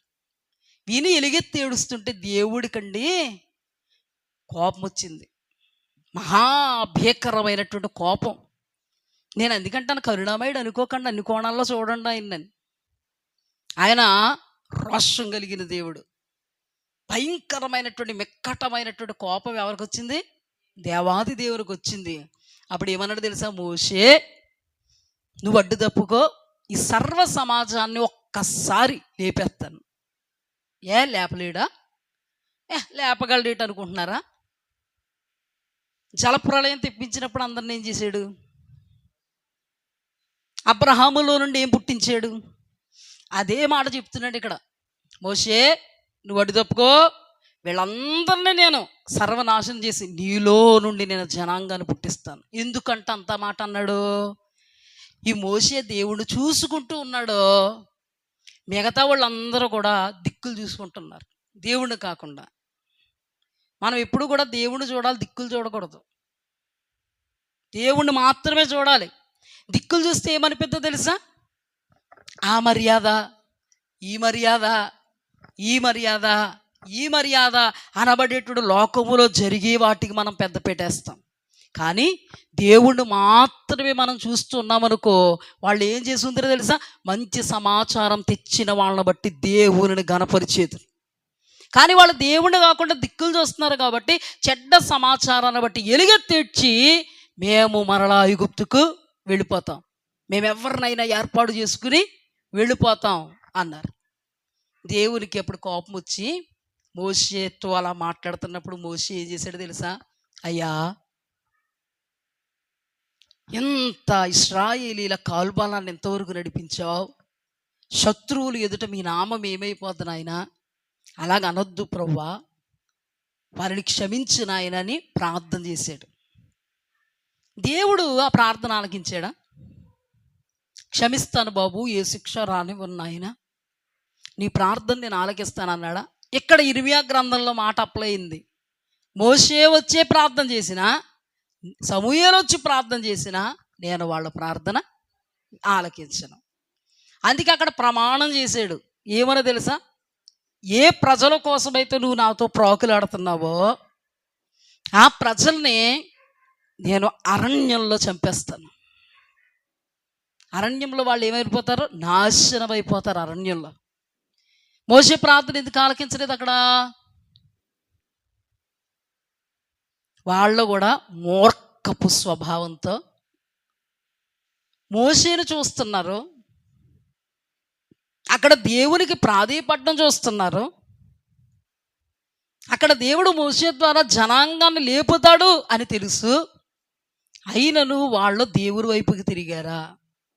సమూయేలుని వాళ్ళేమన్నారు, సమూయేలా మేము తప్పు చేసాం, మేము ఒప్పుకుంటాం, మా పక్షంగా ప్రార్థన చేయి. ఇక్కడ కూడా 7వ అధ్యాయంలో అన్నారు, అలాగే 12వ అధ్యాయంలో ఉరుముల వర్షం మాకు ఏ కీడు చేయకుండా దయచేసి ప్రార్థన చేయి అన్నారా? ఇక్కడ 14వ అధ్యాయంలో మాత్రం ఏం జరిగిపోద్దేటి అన్నారు. అలాగే చూసారు లేదా? మరి వాక్యం నీ దగ్గరికి వస్తున్నప్పుడు నిజమేనా అబద్ధమా అనిపిస్తుందా? అనిపిస్తే తేడా. మనం రెస్పాండ్ అవడంలో ఉంటుంది విధేయత అవిధేయత. కొంతమంది వాక్యాన్ని చాలా బరువుగా తీసుకుంటారు, అమ్మో దేవుడే నాతో మాట్లాడుతున్నాడు. కొంతమంది వాక్యాన్ని చాలా తేలిగ్గా తీసుకుంటారు కూడా. పాశ్రమ గారండి మీకు ఎలా తెలుసండి? ప్రాక్టికల్. అర్థమైందా? తేలిగ్గా తీసుకుంటున్నారు కాబట్టి దడపడతలేదు వీళ్ళకి. మత్తుగా ఉంది, సమ్మగా ఉంది, కమ్మగా ఉంది, మరి జోలపాటలాగా ఉంది. నిద్రపోతే జోలపాటే కదమ్మా. దేవుడు రోషాగ్నితో నీ మేలు నీ క్షేమం కొరకు మాట్లాడుతున్నప్పుడు నువ్వు ఊగిసలాడుతున్నావంటే అది నీకు పట్టించట్లేదు, అది నీకు పట్టట్లేదు. అమ్మ బాబోయ్, ఏమంటే ఎవరికైనా భయం వస్తే నిద్ర వస్తుందా? భయం ఉంటే నిద్ర వస్తుందా? బెస్ట్ ఎగ్జాంపుల్ చెప్తాను. పాము ఏదైనా కరిసింది అనుకో, డాక్టర్ దగ్గరికి వెళ్ళావనుకో, నీకు మామూలుగానే వచ్చేద్ది ఇక్కడ నిద్ర. కానీ డాక్టర్ అంటాడు, నువ్వు ఈ రాత్రి అస్సలు నిద్రపోకూడదు, నువ్వు నిద్రపోయావంటే నీకు తేడా అంటే కొనుగుపాటు వచ్చినా టీ పెట్టు, కాఫీ పెట్టు, ఎందుకంటావు చెప్పు. భయం ఏమైపోతావని. ఒకటి చెప్పనా, ఈ వాక్యాన్ని నువ్వు నమ్మి విశ్వసించి స్వీకరించి వాక్య ప్రకారంగా బ్రతకపోతే అంతకంటే నాశనం నీకు పొంచి ఉంది. అదే నాశనమో తెలుసా? నిత్య నరకాగ్ని. అగ్ని ఆరదు, పురుగు చావదు. ఇదంతా వాక్యం నుంచి వస్తుంది ఈరోజు దేవుడి చిత్తం అయితే. నరకం అంటే ఆషామాషి కాదు. కానీ ఇక్కడ మోషే దగ్గర మహా రోషం కలిగినటువంటి దేవుడు అంతలా మాట్లాడుతుంటే ఏమైనా భయం వచ్చిందా? ఏంటి మమ్మల్ని చంపేసి మోషేలో నుండి దేవుడు జనాంగాన్ని పుట్టిస్తాడంట అంట అన్నీ తెలిసిపోతాయి, అందరికీ తెలిసిపోద్ది. అయ్యి బాబాయ్ అన్నారా? ఎంత నిర్భయులు కాకపోతే. భయం రావాలా వద్దా? అక్కడ భయం రావట్లేదంటే ఏంటి? మూర్ఖత్వం. భయం రావట్లేదంటే ఏంటి? భ్రష్టత్వం. భయం రావట్లేదంటే ఏంటి? నాశన కోపానికి దిగిపోయే వాళ్ళు కొందరిని దేవుడే ఏం చేస్తాడంట? సామెతల గ్రంథం 16వ అధ్యాయము 4వ వచనం, యెహోవా ప్రతి వస్తువును దాని దాని పని నిమిత్తము కలుగజేసెను, నాశన దినమునకు ఆయన భక్తిహీనులను కలుగజేసెను. ఇప్పుడు చెప్పండి అమ్మా, నాశన దినం కోసం దేవుడు ఎవరిని కలుగు చేశాడంట? భక్తిహీనులు. భక్తిహీనులు అంటే ఎవరు? వాక్యం వినరు, వాక్యాన్ని గ్రహించుకోరు, వాక్యాన్ని అన్వయించుకోరు. వీళ్ళే బుద్ధి లేని కన్యకలు, వీళ్ళే ఇసుక మీద ఇల్లు కట్టుకున్న అనుభవంలో ఉన్నవాళ్ళు, వీళ్ళే భక్తిహీనులు, వీళ్ళే మూర్ఖులు, వీళ్ళే భ్రష్టులు, అపవిత్రమైనటువంటి మనస్సుకు దేవుని చేతే అప్పగింపబడిన వాళ్ళు. హల్లెలూయా. ఇప్పుడు మీకు బాగా అర్థం అవ్వాలంటే క్లాస్ ఉంటుందండి, క్లాసు. ఆ క్లాసులో అందరికి ఒకేసారా చెప్పండి? అందరు స్టూడెంట్స్కి ఒక్కొక్కసారే. కానీ అందరూ ఎందుకు పాస్ అవ్వరు చెప్పండి అమ్మా? అందరికీ ఒకేసారో, కానీ అందరూ ఎందుకు పాస్ అవ్వరు? అందరికీ 100కి ఎందుకు రావు? కొంతమంది 90కి వస్తాయి, కొంతమందికి 10 వస్తాయి. ఎందుకు? ఫెయిల్ అవుతారు, పాస్ అవుతారు, కానీ అందరికి ఒకేసారి. అలాగే సంఘములో మీ అందరికీ ఒకే దైవజనుడు. అందరిలో కొందరు ఆసక్తి చూపుతారు, మరికొందరు నిరాసక్తి చూపుతారు. ఎందుకు? ఫెయిల్ అవ్వడానికే. ఎందుకు? నాశన కోపానికి జోగడానికే. ఉండాలా ఉండొద్దా? ఉండాలా మరి నాశన కోపానికి? పాపం తెలియకు అన్నారా? అందుకని మనం నాశన కోపంలో ఉండడానికి వీల్లేదు, మనం బుద్ధిహీనులుగా ఉండడానికి వీల్లేదు, మనం నరకాగ్ని పాలైపోవడానికి వీల్లేదు. ఫిలదెల్ఫియా సంఘపు అనుభవాల్లో మనం ఉండగలగాలి. హల్లెలూయా. దేవునికి స్తుతి కలుగుగాక. అంటే ఏం చేయాలి? నీకు వాక్యం వస్తున్నప్పుడు భయం పుడుతుందా అని నువ్వు చెక్ చేసుకోవాలి. నీకు వాక్యం వచ్చినప్పుడు భయం వస్తుందా ఎదురవుతుందా చెకింగ్ చేసుకోవాలి. నీకు వాక్యం వస్తున్నప్పుడు ఆసక్తిగా వినగలుగుతున్నావా, ఎక్కడెక్కడ తిరుగుతున్నావా చెకింగ్ చేసుకోవాలి. షుగర్ ఏంటంటే చెక్ చేసుకోవడం. ఆధ్యాత్మికమైన జీవితంలో కూడా మనకు చెకింగ్ కావాలి. ఆ చెకింగ్ మిషన్ ఎక్కడ ఉంటుంది? ఇక్కడే. దైవజనులు వాక్యం చెప్పుతుండగా ఈ మిషన్తో నువ్వు ఏం చేయాలి? చెక్ చేసుకోవాలి. రిజల్ట్ నీకు అర్థమైపోద్ది. దీనికి డబ్బులు ఏమి చెల్లించక్కర్లేదు. అర్థమైందా? ఎందుకో తెలుసండి, వాళ్ళు మూర్ఖులు. వాళ్ళ రెస్పాన్స్ ఎలా ఉంది? అస్సలు భయం కానీ భక్తి కానీ. దేవుడు వాక్యం సెలవిస్తుంది, ఎవడు దీనుడై నలిగిన హృదయం గలవాడైన మాట వినుడుకుతుంటాడో వానిని నేను దృష్టిస్తాను. కీడు చేయడానికా? మేలు చేయడానికి. ఇప్పుడు చెప్పండి, సమూయేలు సందర్భంలో వాళ్ళు వణికారా లేదా? భయపడ్డారా లేదా? కానీ సౌలు వణికాడా? ఆ జనులు వణికారా? తర్వాత సందర్భంలో సౌలు జనులు ఏమైపోయారు? నాశనానికి దిగిపోయారు. ఇక్కడ కూడా కొన్ని సందర్భాల్లో మోషేకు భయపడ్డారు, దేవునికి భయపడ్డారు, కానీ కొన్ని సందర్భాల్లో నిర్భయులు అయిపోయారు. వీళ్ళు లో ఉన్నటువంటి మనసు ఏ మనస్సు అంటే ఇది భ్రష్ట మనస్సు. రోమీయులకు రాసిన పత్రికలో దేవుని వాక్యం తెలియపరుస్తుంది, మీకు ఏది తెలియజేయాలో దేవుని వాక్యము ద్వారా తెలియపరచబడినను మీరు దాన్ని తెలిసి తెలియలేనట్టుగా ప్రవర్తిస్తే దేవుడే మిమ్మల్ని భ్రష్ట ఆత్మకు అప్పగిస్తాడు. అందుకే దేవుని వాక్యం తెలిసినా తెలియలేనట్టు ఉండకూడదు. దేవుని వాక్యం దూసుకుపోతూ ఉన్నప్పుడు అది నా హృదయంలోకి దూసుకుపోవాలి ప్రభా అని అనుకోవాలి. ప్రభా నా జీవితంతో మాట్లాడు ప్రభా నన్ను రూపాంతరపరచు ప్రభా దినము నేను నీతో అంటుకట్టబడడానికి కృప చూపయ్యా. నా జీవితంలో ఉన్న చీకటి ఛాయలు తొలగించయ్యా. నా జీవితంలో ఉన్నటువంటి చీకటి కోణాలు కత్తిరించు ప్రభా. నీతో మాత్రం అంటుకట్టబడగలిగే కృపద ఇచ్చే నాయన. హల్లెలూయా. ద్రాక్షవల్లిని నేను, తీగలు మీరు. ఎవడు నాయందు నిలిచి ఉంటాడో నేను ఎవని యందు నిలిచి ఉంటానో వాడు బహుగా ఫలిస్తాడు, నాశన కోపానికి దిగడు. హల్లెలూయా. అటువంటి అనుభవంలో ఉన్న వాళ్ళు నాశనానికి జోగరు. అది మనకి చెక్ చేసుకుంటున్నప్పుడు ఏమవుద్ది? అర్థమైపోద్ది. అందుకే వాళ్ళు అరణ్యంలో రాలిపోయారు. ఇప్పుడు చెప్పండి, మోషే ప్రార్థన దేవుడు ఆలకించాడా లేదా? సమూయేలు ప్రార్థన ఆలకించాడా లేదా? కానీ వీళ్ళు మూర్ఖిస్తూ ఉన్నప్పుడు మోషే ప్రార్థన, సమూయేలు ప్రార్థన ఆలకించాడా? మూర్ఖిస్తూ ఉన్నప్పుడు కొన్ని దినాలు నీకు సజావుగానే సాగిపోద్ది, కానీ దేవుడు చెక్ పెట్టాడనుకో, నీకు చాప్టర్ ఏమవుద్ది? క్లోజ్ అయిపోద్ది. ఎందుకో తెలుసా? హొఫ్నీ ఫినోహోసుల యొక్క పాపం దేవుని సన్నిధిలో గొప్పదైపోయినప్పుడు దేవుడు వాళ్ళకి డిక్లరేషన్ చేశాడు, వాళ్ళ మీద కీడు పంపించాడు. సొదొమ గొమొర్రా పట్టణ ప్రజల యొక్క పాపం ఘోరమైపోయినప్పుడు వాళ్ళ విషయంలో దేవుడు డిక్లరేషన్ జరిగింది, అగ్నితో కాల్చివేశాడు. మనం కూడా ఎలా పడితే అలా ఉందాం, పర్వాలేదులే, మన బ్రతికి ఇలా సాగిపోద్దని నువ్వు అనుకుంటున్నావేమో. దేవుడు నీకు అవకాశం ఇచ్చి చూస్తాడో, అవకాశాన్ని కాలదన్నుకున్నావో నిన్ను భ్రష్ట స్థితికి దేవుడు అప్పగిస్తాడో, నువ్వు నాశనానికి దిగిపోవడానికే నువ్వు మూర్ఖించి ప్రవర్తిస్తావు. వాక్యం విను, వాక్యాన్ని గ్రహించు, వాక్య ప్రకారంగా జీవించడానికి ఎట్టి పరిస్థితుల్లో నీకు మనసు ఉండదు. వాత వేయబడినటువంటి మనస్సాక్షికి నువ్వు అప్పగింపబడతావు. ఏమండి, ఒక్కసారి మీరు లోకాసు వార్తకు రండి. 22 నుంచి చదువుతాను. లోకాసు వార్త 16వ అధ్యాయము 22వ వచనం.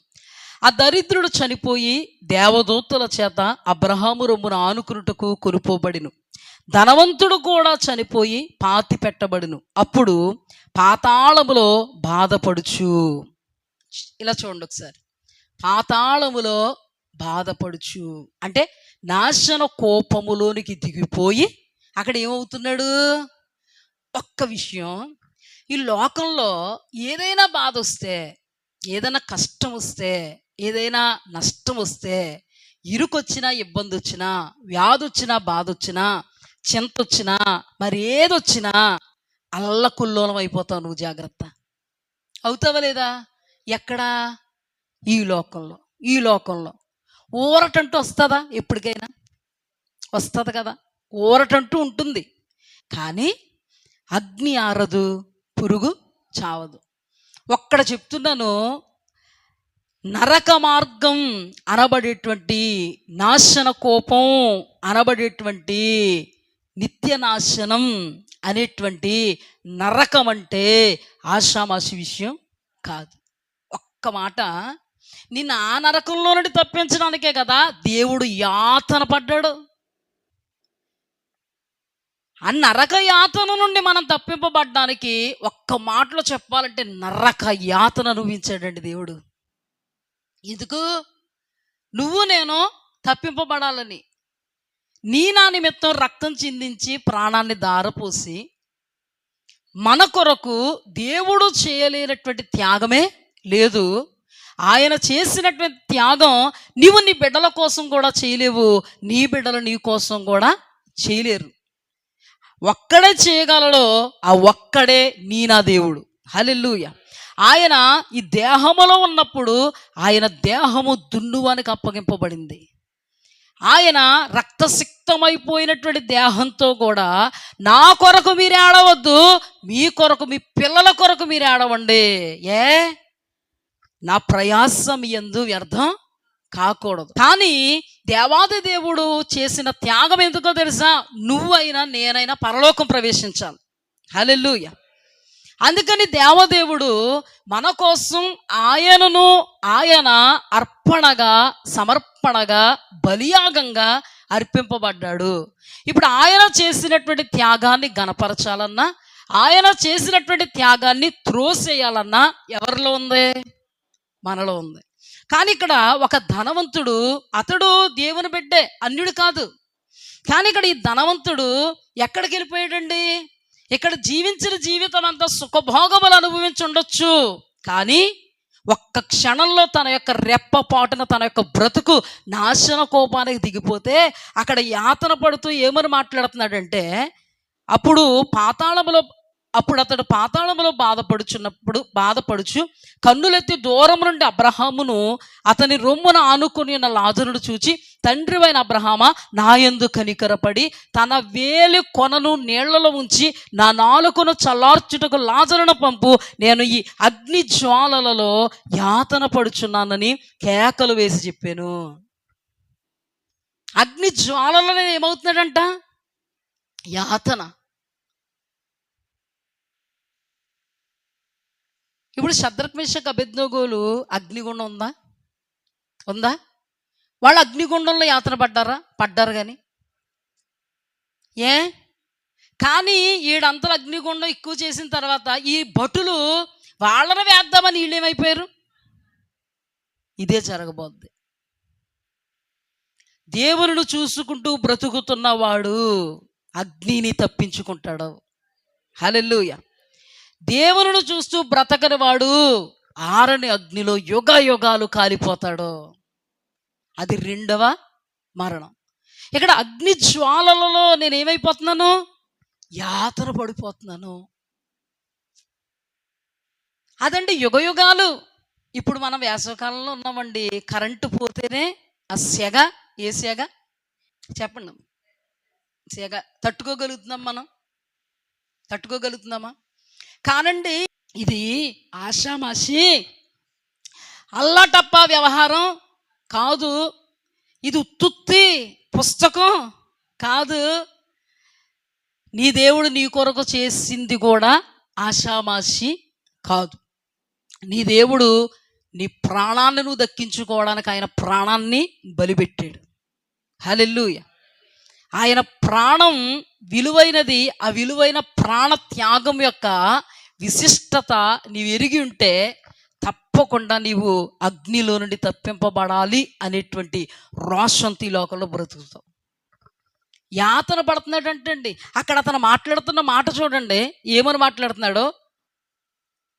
25 అందుకు అబ్రహాము, కుమారుడా, నీవు నీ జీవిత కాలమందు నీకు ఇష్టమైనట్టు సుఖం అనుభవించితివి, అలాగుననే లాజరు కష్టం అనుభవించనని జ్ఞాపకం చేసుకునుము.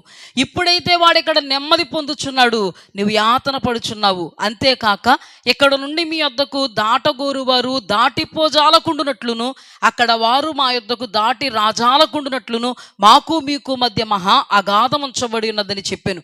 అప్పుడు అతడు, తండ్రి, అలాగైతే నాకు 5 సహోదరులు ఉన్నారు. నేను పడినటువంటి యాతన నా సహోదరులు పడకూడదు. నీ సహోదరులు గొడవ ఎందుకులే కానీ నువ్వు పడకూడదు. ఇప్పుడు ప్రస్తుతం ఆయన అక్కడికి వెళ్ళాక సహోదరులు గుర్తొచ్చారు. ఆయన గుర్తొచ్చినా కూడా ఆయనకి ఇంకా ఛాన్స్ లేదు కాబట్టి సహోదరులు గుర్తొచ్చారు. మొదటప్పుడు నువ్వు యాతన నుండి తప్పింపబడాలి. ఆయనకి ఎంత బాధ వచ్చిందంటే, అబ్రహాము తండ్రి, నాకు ఇంకా 5 సహోదరులు ఉన్నారు, అలాగైతే నాకు 5 సహోదరులు ఉన్నారు, వారును ఈ వేదనకరమైన స్థలమునకు రాకుండా వారికి సాక్ష్యం ఇచ్చుటకై నా తండ్రి ఇంటికి వానిని పంపవలనని నిన్ను వేడుకొనుచున్నాను. ఏమిచ్చుటకై? ఇప్పుడు లాజరు గారిని పంపితే లాజరు గారు వెళ్ళి సాక్ష్యం ఇవ్వాలన్నమాట. ఎవరికి? వాళ్ళ తమ్ముళ్ళకి. లాజరు వెళ్ళి సాక్ష్యం ఏం ఇవ్వాలో తెలుసా? నేను చనిపోయాను, అబ్రహాము రొమ్మున అనుకున్నాను, మీ ఓడు చనిపోయాడు, పాతాళములో యాతన పడుతున్నాడు, ఇదిగో మీ ఓడు నన్ను పంపమని అబ్రహామును వేడుకున్నాడు. అబ్రహాం ప్రార్థన ఆలకించాడా? చెప్పండి, ఆలకించాడా? బాబు, నీకు తెలక అడుగుతున్నట్టున్నావు, ఇంకెప్పుడు అడక్కో. అక్కడ వాళ్ళు ఇక్కడికి, ఇక్కడ వాళ్ళు అక్కడికి. అలా కాదండి, సాక్ష్యం పంపించండి. సాక్ష్యం అంటే అద్భుతమైన అమూల్యమైన మాట అబ్రహాం మాట్లాడుతున్నాడు. ఆ మాట ఏంటో చూడండి ఇక్కడ 28. వారును ఈ వేదనకరమైన స్థలమునకు రాకుండా వారికి సాక్ష్యం ఇచ్చుటకై నా తండ్రి ఇంటికి వారిని పంపవలనని నిన్ను వేడుకొనుచున్నాను. అందుకు అబ్రహాము, వారి యొద్ద మోషేయు ప్రవక్తలు ఉన్నారు, వారి మాటలు వినవలనని అతనితో చెప్పగా. ఎవరున్నారండి ఇక్కడ? మోషే ప్రవక్తలు. హల్లెలూయా. అలనాడు ఆ మోషే ఉపదేశం విన్నవాళ్ళు మరణం నుండి తప్పింపబడ్డారు. ఆ మోషే ప్రార్థన దేవుడు అంగీకరించాడు.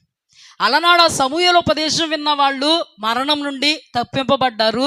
అలనాడు ఆ సమూయేలు వాళ్ళ పక్షంగా చేసిన ప్రార్థన దేవుడు అంగీకరించాడు.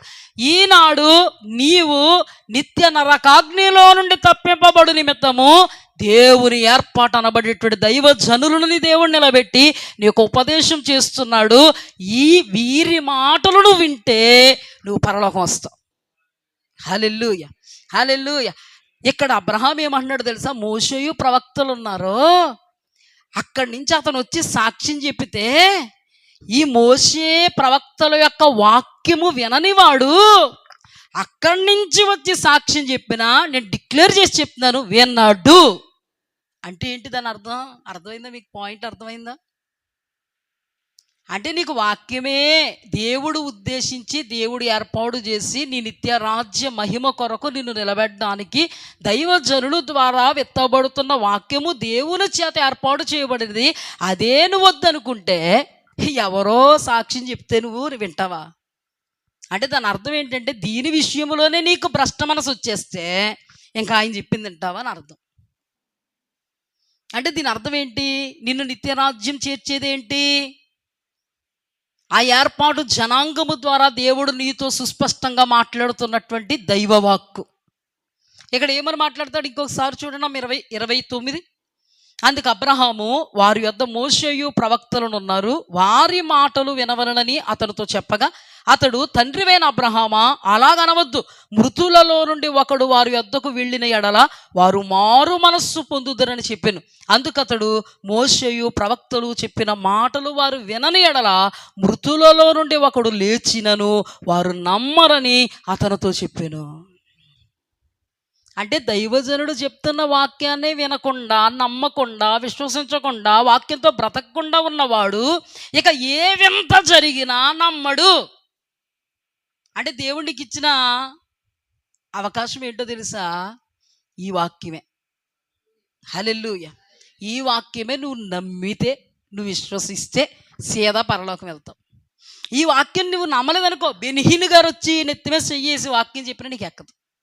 అది బెనిహీన్ గారు ఏంటండి, దేవదూతలు వచ్చి చెప్పినా ఎక్కదు నీకు. దేవదూతలు వచ్చి చెప్పినా ఎక్కదు. అబ్రహాము ప్రార్థన చేస్తున్నాడు. ఎవరి కోసం? లోతు కోసం. లోతు కోసం ప్రార్థన చేస్తున్నాడు. ఏమనంటే, ప్రభువా, సొదొమ గొమొర్రా పట్టణాలు అగ్ని గంధకాలతో నాశనం చేయబోతున్నావు కదా, అయితే నీవు లోతును జ్ఞాపకం చేసుకో. లోతును జ్ఞాపకం చేసుకో అంటేనే దేవుని దృష్టిలో ఎవరో? లోతు భార్య, లోతు బిడ్డలని అర్థం. అర్థమైందా? ఒక మాట చెప్పనా? దేవుడు లోకాసు వార్త 16వ అధ్యాయంలో రాకడ సూచనలు చెబుతున్నప్పుడు ఆయన ఏమన్నాడంటే, నోవహు దినాలలో జరిగినట్టు జరుగుద్ది, లోతు దినాలలో జరిగినట్టు జరుగుద్ది, అయితే మీరు లోతు భార్యను జ్ఞాపకం చేసుకోండి అన్నాడు. లోతు భార్యను ఎందుకు జ్ఞాపకం చేసుకోమన్నాడు? దేవుని చిత్తం అయితే చెప్తాను, ఇది వినండి ఫస్ట్. అవునా? అయితే లోతు భార్య యొక్క అడ్రస్ ఏంటి? లోతుకి భార్య ఉంది, ఆ భార్య అడ్రస్ ఏంటి? ఆ భార్య పేరు పెట్టి చెప్పాడా, లోతు భార్య అన్నాడా? ఆ భార్య యొక్క అడ్రస్ ఎవరో తెలుసా? లోతు. అందుకే అబ్రహాము లోతును కాపాడంటే దేవుడికి సంకేతం వెళ్ళి లోతును ఒక్కడనే కాపాడలేదు. ఎవరిని కాపాడాడు? లోతును, లోతు భార్యని, బిడ్డల్ని. అక్కడ ఏం జరిగిందో తెలుసా? అబ్రహాము ప్రార్థనను ఆలకించి లోతును, లోతు భార్యను, లోతు బిడ్డలను నాశనములో నుండి దేవుడు ఏం చేశాడు? అబ్రహాం ప్రార్థన ఎంతవరకు కాపాడిందో తెలుసా? దేవదూతలు వచ్చి హితోపదేశం చేస్తున్నారు. జాగ్రత్తగా వినండి పాయింట్. అంటే ఇందాక ఏమన్నాను? మోషే ప్రవక్తలు చెప్పిన మాటే వినలేదంటే నువ్వు ఏ వింత వచ్చినా వినవు. అంటే దాని అర్థం ఏంటంటే దేవదూత వచ్చి చెప్పినా వినవు. అంటే ఇప్పుడు చూడండి, అబ్రహాము ప్రార్థన చేస్తే దేవదూతలు లోతుకు ఉపదేశం చేస్తున్నాయి. ఏమనంటే, లోతు, సొదొమ గొమొర్రా పట్టణాలను మేము అగ్నితో కాల్చేయడానికి వచ్చాం నాన్న, నువ్వు నీ వాళ్ళు సర్దుకోండి బయటికి, ఎక్కడ వదిలేసి వెళ్ళిపోండి అయ్యా అంటే మన లోతు గారు ఏం చేస్తున్నారు? ఇప్పుడు ఇక్కడి నుంచి అగ్ని వచ్చేద్దండి, అయ్య బాబా నా కుర్చీ అని కుర్చీ, అయ్య బాబా నా బాట్లు, అయ్య బాబా నా కుర్చీ, అయ్య బాబా నేను ఇచ్చాను ఫ్యాను, అయ్య బాబా నేను ఇచ్చాను ఇవన్నీని అని సర్దుకుంటాము. చెప్పండి, ఎంత విలువైనవి వదిలేసి పరుగో పరుగు. వస్తే లేకపోతే ఎవరో చెప్తే దాన్ని పోయి దానే చెప్తే మనకు ఇప్పుడు మనం అంత అలక్ట్ అవుతాం. కానీ దేవదూత చెప్పిందండి ఎవరికి? ఎవరికి? లోతుకి. లోతు ఏం చేశాడు? పిల్లలు ఏం చేశారు? భార్య ఏం చేసింది? తడవ చేస్తే అబ్రహాము చేసిన ప్రార్థనను బట్టి దేవుడు కనికరపడి, ఎవరి మీద కనికరం వచ్చిందండి? ఎందుకు వచ్చింది? లోతు చాలా మంచివాడు, దేవుణ్ణే చూసి బతుకుతున్నాడనా? అబ్రహాము ప్రార్థన. హల్లెలూయా. సమూయేలు మోషే వాళ్ళ ప్రార్థనను బట్టి దేవుడు కార్యాలు చేశాడు. ఇక్కడ అబ్రహాము ప్రార్థనను బట్టి దేవుడు కార్యం చేస్తే దేవుని దూతలకే లోతు మీద కనికరం పుట్టి లోతు కుమార్తెల్ని, లోతు భార్యని నాశన కోపములో నుంచి బయటికి పంపితే వాళ్ళ నాశన కోపాన్ని తప్పించుకోవడానికి పారిపోవాలా, పారిపోకూడదా?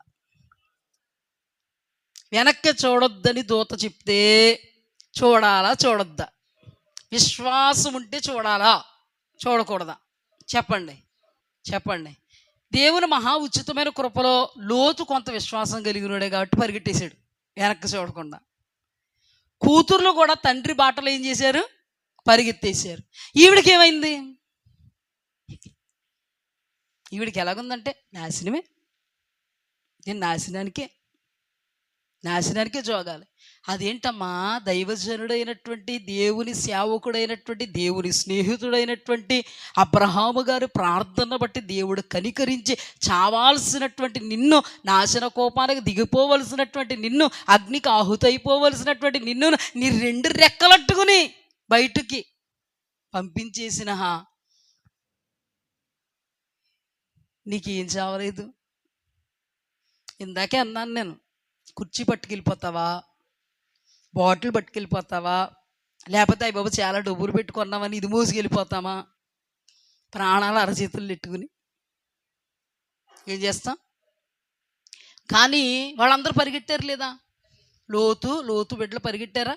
మరి వీడికి ఏమైంది?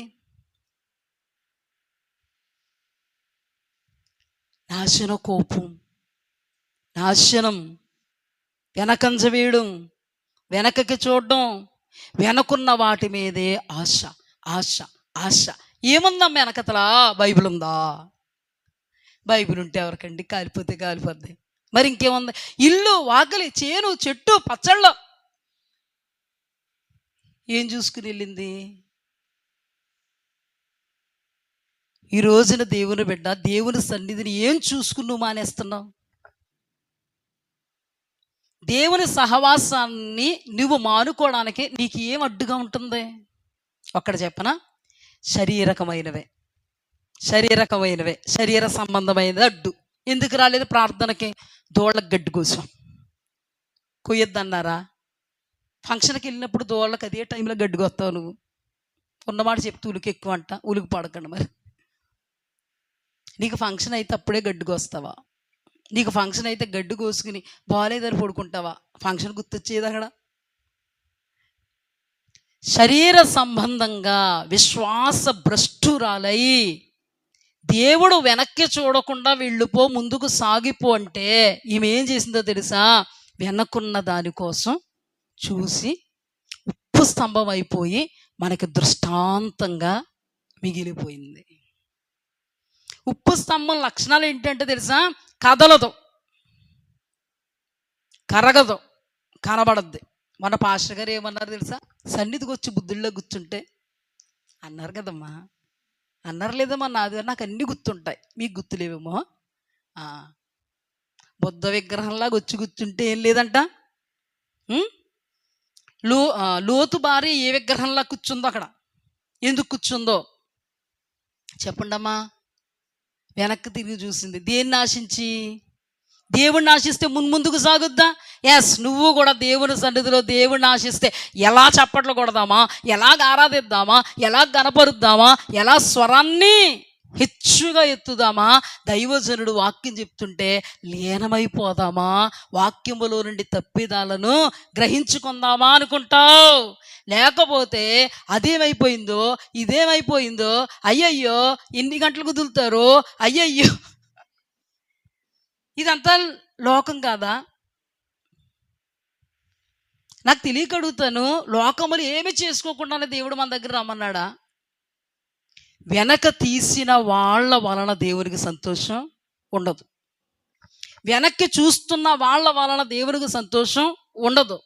వెనకున్న వాటి మీద మాత్రమే ఆశ పెట్టుకుని దేవుణ్ణి విడిచిపెడుతున్న వాళ్ళ వలన దేవునికి సంతోషం ఉండదు.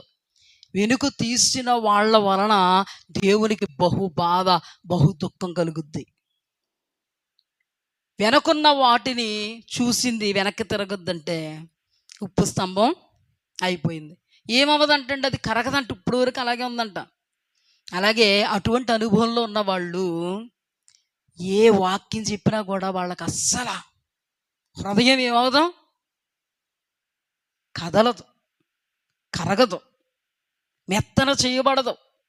ఎలా ఉంటుందంటే ఇది బండ మొండి హృదయం.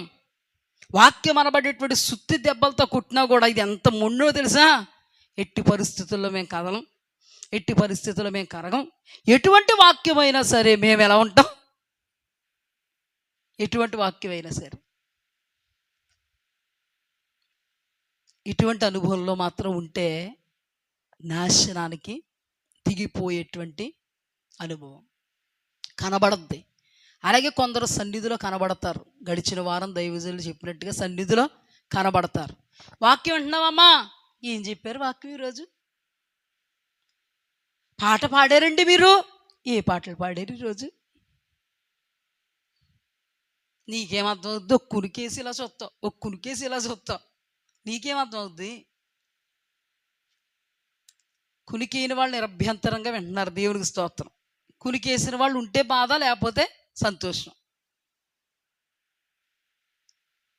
కరగదో, కదలదో, కనబడద్ది. అలాగే సంఘంలో ఉన్నా కూడా వాక్యము ద్వారా కట్టబడం, కదలబడం, అందరికీ మాత్రం ఎలా ఉంటాం? కనబడతాం. ఇది నాశనానికి నాంది.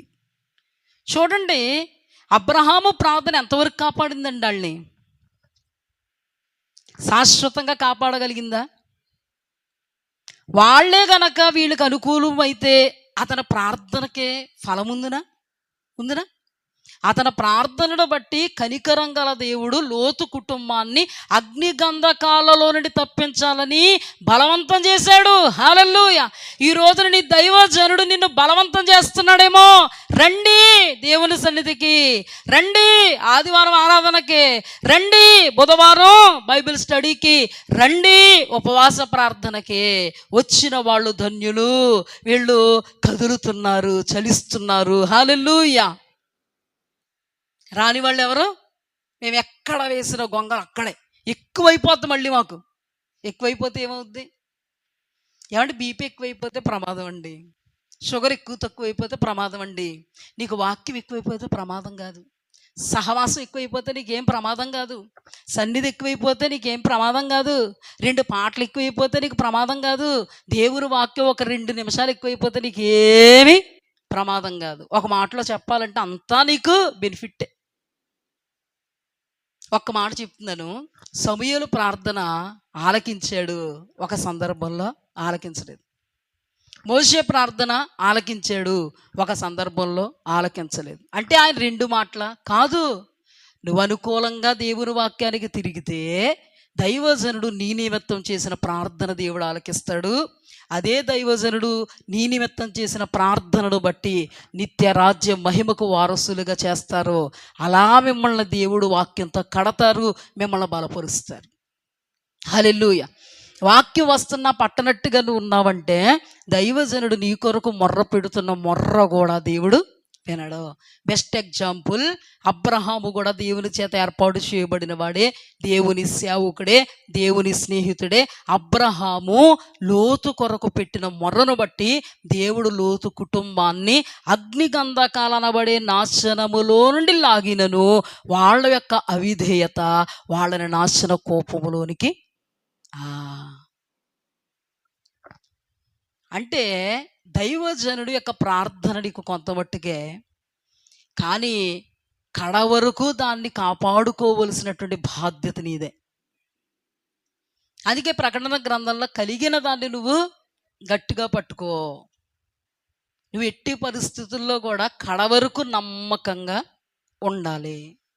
దైవజనుడు నిన్ను బలవంతం చేసి దేవుని సన్నిధిలో నిలబెట్టి దేవుని మార్గాన్ని బోధిస్తుంటే ఆ మార్గంలో కడ వరకు నిలబడవలసింది నువ్వు, కడ వరకు నడవవలసింది నువ్వు. ఎంత మట్టుకు బాధ్యత ఉంటుందండి దైవజనుడికి? వాక్యం చెప్పడం మట్టుకు. ఆ వాక్యం నువ్వు వింటే నువ్వు పరలోకం చేరతావు. దైవజనుడు నీ నిమిత్తం చేసిన ప్రార్థన అంగీకరింపబడద్ది. లేకపోయి మూర్ఖించి ప్రవర్తిస్తే నీ గమ్యం నాశనం. దానికి దైవజనుడు ఏమాత్రము నీకు అక్కరకు రాడు. అలాగే మీకు అర్థమైంది కదా అబ్రహాం జీవితంలోంచి చేసాడా లేదా అబ్రహాం? దేవుడు కనికరించి లేవనెత్తాడా లేదా? అంటే అబ్రహాం యొక్క ప్రార్థన లోతు కుటుంబం మీద దేవుడు కనికర పడడానికి కారణమైంది. హల్లెలూయా, దేవునికి స్తుతి కలుగుగాక. అంటే అగ్ని గంధకాలలో నుండి తప్పించడానికి కారణమైంది. దేవునికి స్తోత్రం. అంటే దైవజనుడు ప్రార్థన కారణం అవుద్దా లేదా? దైవజనుడు ప్రార్థన నిన్ను తప్పించడానికి ప్రయత్నం చేస్తుందా లేదా? ఆ ప్రయత్నంలో నీ ప్రయత్నం కూడా ఉండాలా లేదా? ఈ అంశాన్ని బట్టి దైవజనుడు ప్రార్థనను బట్టి కనికరించి అగ్నిగంధకాల నుంచి తీసుకొచ్చి ఇక్కడ ఇట్టారు. ఇక్కడ పెడితే నేను వెళ్తానంటే నేను పోతాను. ఎక్కడికి? అక్కడికి కాదు, ఎక్కడికి అంటే ఎవరేం చేస్తారండి? ఎవరేం చేస్తారు?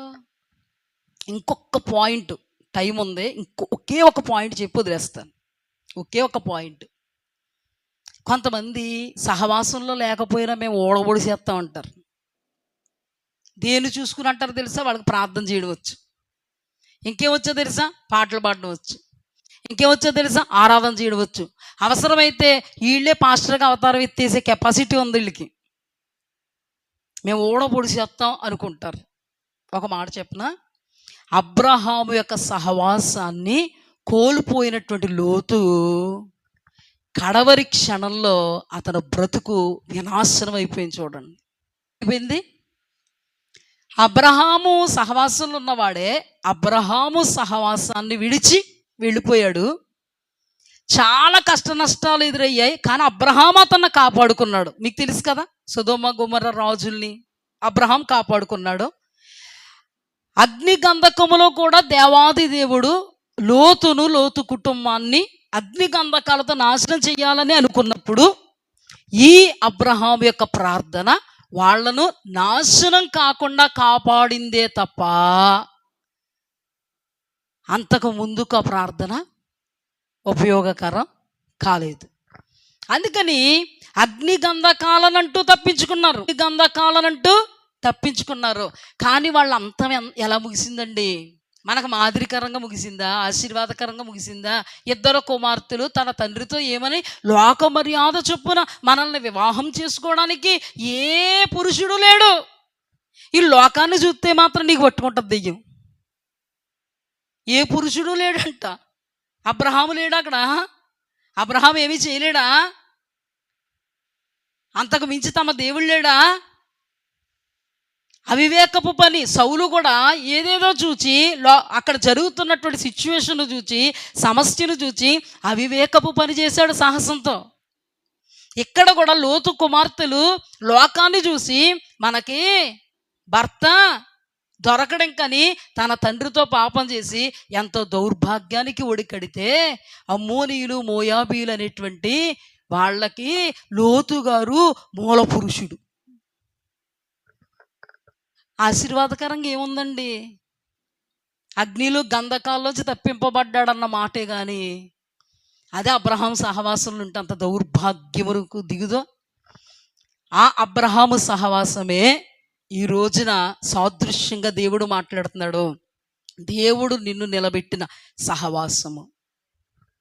సహవాసానికి విరోధంగా నాకు ప్రార్థన వచ్చు, నాకు ఉపవాస ప్రార్థన వచ్చు, ఆరాధన వచ్చు, నాకు అన్నీ వచ్చు అని నీవు నిర్లక్ష్యం చేసి సహవాసాన్ని దేవునితోనే మమేకమై ఉన్నానని అనుకుంటున్నావేమో. దేవుడు ఏర్పాటు జనాంగము, దేవుడు ఏర్పాటు సంఘము, దేవుడు ఏర్పాటు సహవాసము ఇది దేవునికి సంబంధించిందని మాత్రము నువ్వు మరిచిపోకో. అవివేకంగా నువ్వు ఆలోచించుకో. ఇది ఎవరు ఏర్పాటు చేసింది? నువ్వు ఇంకొక నాకు అన్నీ వచ్చు, నాకు సహవాసం అక్కర్లేదని నువ్వు అక్కడ మొదలు పెడితే ఇది ఏర్పాటు చేసింది ఎవరు? అందుకే దేవుడు అక్కడ లాజరు ధనవంతుడు సందర్భంలో ఏమన్నాడో తెలుసా? మోషే ప్రవక్తలు దేవుని ఏర్పాటు జనాంగం. హల్లెలూయా. ఈ దినాన నీ దైవజనులు దేవుని చేత ఏర్పాటు చేయబడిన వాళ్ళు, సంఘము దేవుని చేత ఏర్పాటు చేయబడింది. నీవు ఆ సంఘ సహవాసములు ఉంటే నీవు ధన్యుడువు, లేకపోతే నువ్వు వెనక తీసినటువంటి అనుభవము. ఏం తీసినట్టు అనుభవము? వెనక తీసిన వారి విషయంలో దేవుడు సంతోషపడడు. నీకు తెలియసఖ్యమైనదేదో దేవుడు తెలియపరిచినా తెలిసి తెలియలేనట్టుగా ఉండడం, వెనకంజ వేయడం, వెనకకు చూడడం, వెనక వాటిని ఆశించడం. హొఫ్ని ఫినోహోస్సులు దేవుని దృష్టికి వెనకంజ వేశారు, వెనకకు చూశారు, వెనకున్న వాటిని ఆశించారు. సమూయేలు సందర్భంలో మూర్ఖులు అనబడేటువంటి సౌలు జనాంగం కూడా దేవుని మాట విషయంలో విశ్వాసంతో ముందంజ వేయలేదు, వెనకంజ వేశారు, వెనకకు చూశారు. వెనకున్న లోకాన్ని, వెనకున్నటువంటి ముందున్న దేవుణ్ణి కాదు, వెనకున్న దాన్ని ఆశించారు. ఇలా చెప్పుకుంటూ పోతే చివరి మాట హెబ్రీయులకు రాసిన పత్రిక 10వ అధ్యాయం చివరి మాట 37.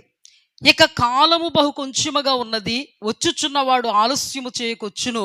నా ఎదుట నీతిమంతుడైన వాడు విశ్వాస మూలముగా జీవించును గాని అతడు వెనక తీసిన ఎడల అతని యందు నా ఆత్మకు సంతోషం ఉండదు. హల్లెలూయా. దేవుడేమని మాట్లాడుతున్నారండి? వచ్చుచున్నవాడు ఆలస్యము చేయక వచ్చును. మనందరం ఇప్పుడు రాకడకు సిద్ధపడాలి. హల్లెలూయా. ఈ లోపే చచ్చిపోతే దేవుని దగ్గరికి వెళ్ళిపోవాలి, స్టెఫెన్ వెళ్ళిపోయినట్టు. హల్లెలూయా. అందుకే దేవుడు మాట్లాడుతున్నాడు, ఇక కాలము బహు కొంచెమే ఉన్నది. అందుకేనేమో దేవుడు పరలోకం కొరకు మీతో మాట్లాడుతున్నాడు. ఇక కాలము బహు కొంచెమే ఉన్నది, వచ్చుచున్నవాడు ఆలస్యం చేయకొచ్చును. హల్లెలూయా. నా ఎదుట నీతిమంతుడైన వాడు విశ్వాస మూలముగా జీవించును. అతడు వెనక తీసిన ఎడల అతని యందు నా ఆత్మకు సంతోషం ఉండదు. అయితే మనము నశించుటకు వెనుక తీయవారము కాము, కానీ ఆత్మను రక్షించుకొనుటకు విశ్వాసము కలిగిన వారమై ఉన్నాము. హల్లెలూయా. లోతు భార్యల విశ్వాసం ఉందా? వెనక తీసిందా లేదా? ఇంకా మనం చెప్పుకున్నటువంటి ఇశ్రాయేలు జనాంగంలో రాలిపోయిన వాళ్ళ విశ్వాసం ఉందా? వెనక్కి తీసారా లేదా? ఇలా సమూయేలు సందర్భంలో దేవుడు ఆలకించలేదా? కొందరు విషయంలో ప్రార్థన వాళ్ళు వెనక తీసిన వారు కాదా? మోషే విషయంలో మోషే ప్రార్థన ఆలకించలేదు కదా, మరి వారు వెనక తీసిన వాళ్ళు కాదా? కోరాహు సందర్భంలో కోరాహు ఒక్కడనే చంపు ప్రభువా, వీళ్ళందరూ ఏం చేశారని అడిగాడు. ఎవరో? మోషే. కోరాహు ఒక్కడే కదయ్యా తప్పు చేస్తా, వీళ్ళందరినీ చంపేస్తాను అంటున్నావు. వీళ్ళందరూ ఏం చేశారంటే దేవుడు కోరాహును చంపాడా, వెనకాలను కూడా చంపేశాడా? ఎందుకు? వీళ్ళని చంపుతున్నప్పుడు చూసి మూర్ఖంగా విశ్వాసం లేదు, దేవుడి మీద నమ్మకం లేదు, అయ్యో వీళ్ళు తప్పు చేశారని దేవుడు చంపేస్తున్నాడని విశ్వాసం లేదు. వాళ్ళు ఏం చేశారు? వెనక తీశారు. లోతు భార్య విశ్వాసం లేక ఏం చేసింది? వెనక తీసింది. అంటే వెనక తీయడం అంటే ఏంటి? దేవుని యందు నమ్మకం ఉండకపోవడం. 14వ అధ్యాయం, ఎన్నాళ్ల మట్టుకు మీరు నన్ను అలక్ష్యం చేయుదురు, ఎన్నాళ్ల మట్టుకు మీరు నన్ను నమ్మకయుందురు. అక్కడ కూడా మోషే ప్రవక్తలు చెప్పిన మాటను నమ్మకపోతే పరలోక రాజ్యం మీరు ప్రవేశించలేరు. నమ్మకం, నమ్మకం, నమ్మకం, విశ్వాసం, విశ్వాసం, విశ్వాసం, అదే నీ నిరీక్షణ, నా నిరీక్షణ. మీరు నమ్మాలి. దేవుణ్ణి నమ్మాలి, దైవజనులు దేవుని ఏర్పాటును నమ్మాలి, దేవుడు మాట్లాడుతున్నది నాతో అని నమ్మాలి. ఈ మాటే నన్ను నిత్య రాజ్యానికి సిద్ధపరుస్తుందని నమ్మాలి. అప్పుడు నమ్ముట వలన దేవుడు నీకు పరలోక రాజ్యాన్ని ఇస్తాడు. విశ్వాసము లేకుండా దేవునికి ఇష్టలో ఉండుట అసాధ్యము. అందుకే ప్రతి దానిని మనం ఏం చేయాలి? నమ్మాలి, విశ్వసించాలి. మనందరము ఇటు విశ్వాసము నమ్మకం కలిగి దేవుని ఎదుట నిత్య రాజ్య వారసత్వం కొరకు మనల్ని మనము దేవుని ఆత్మతో సిద్ధపరుచుకుందుముగాక. ఆమేన్.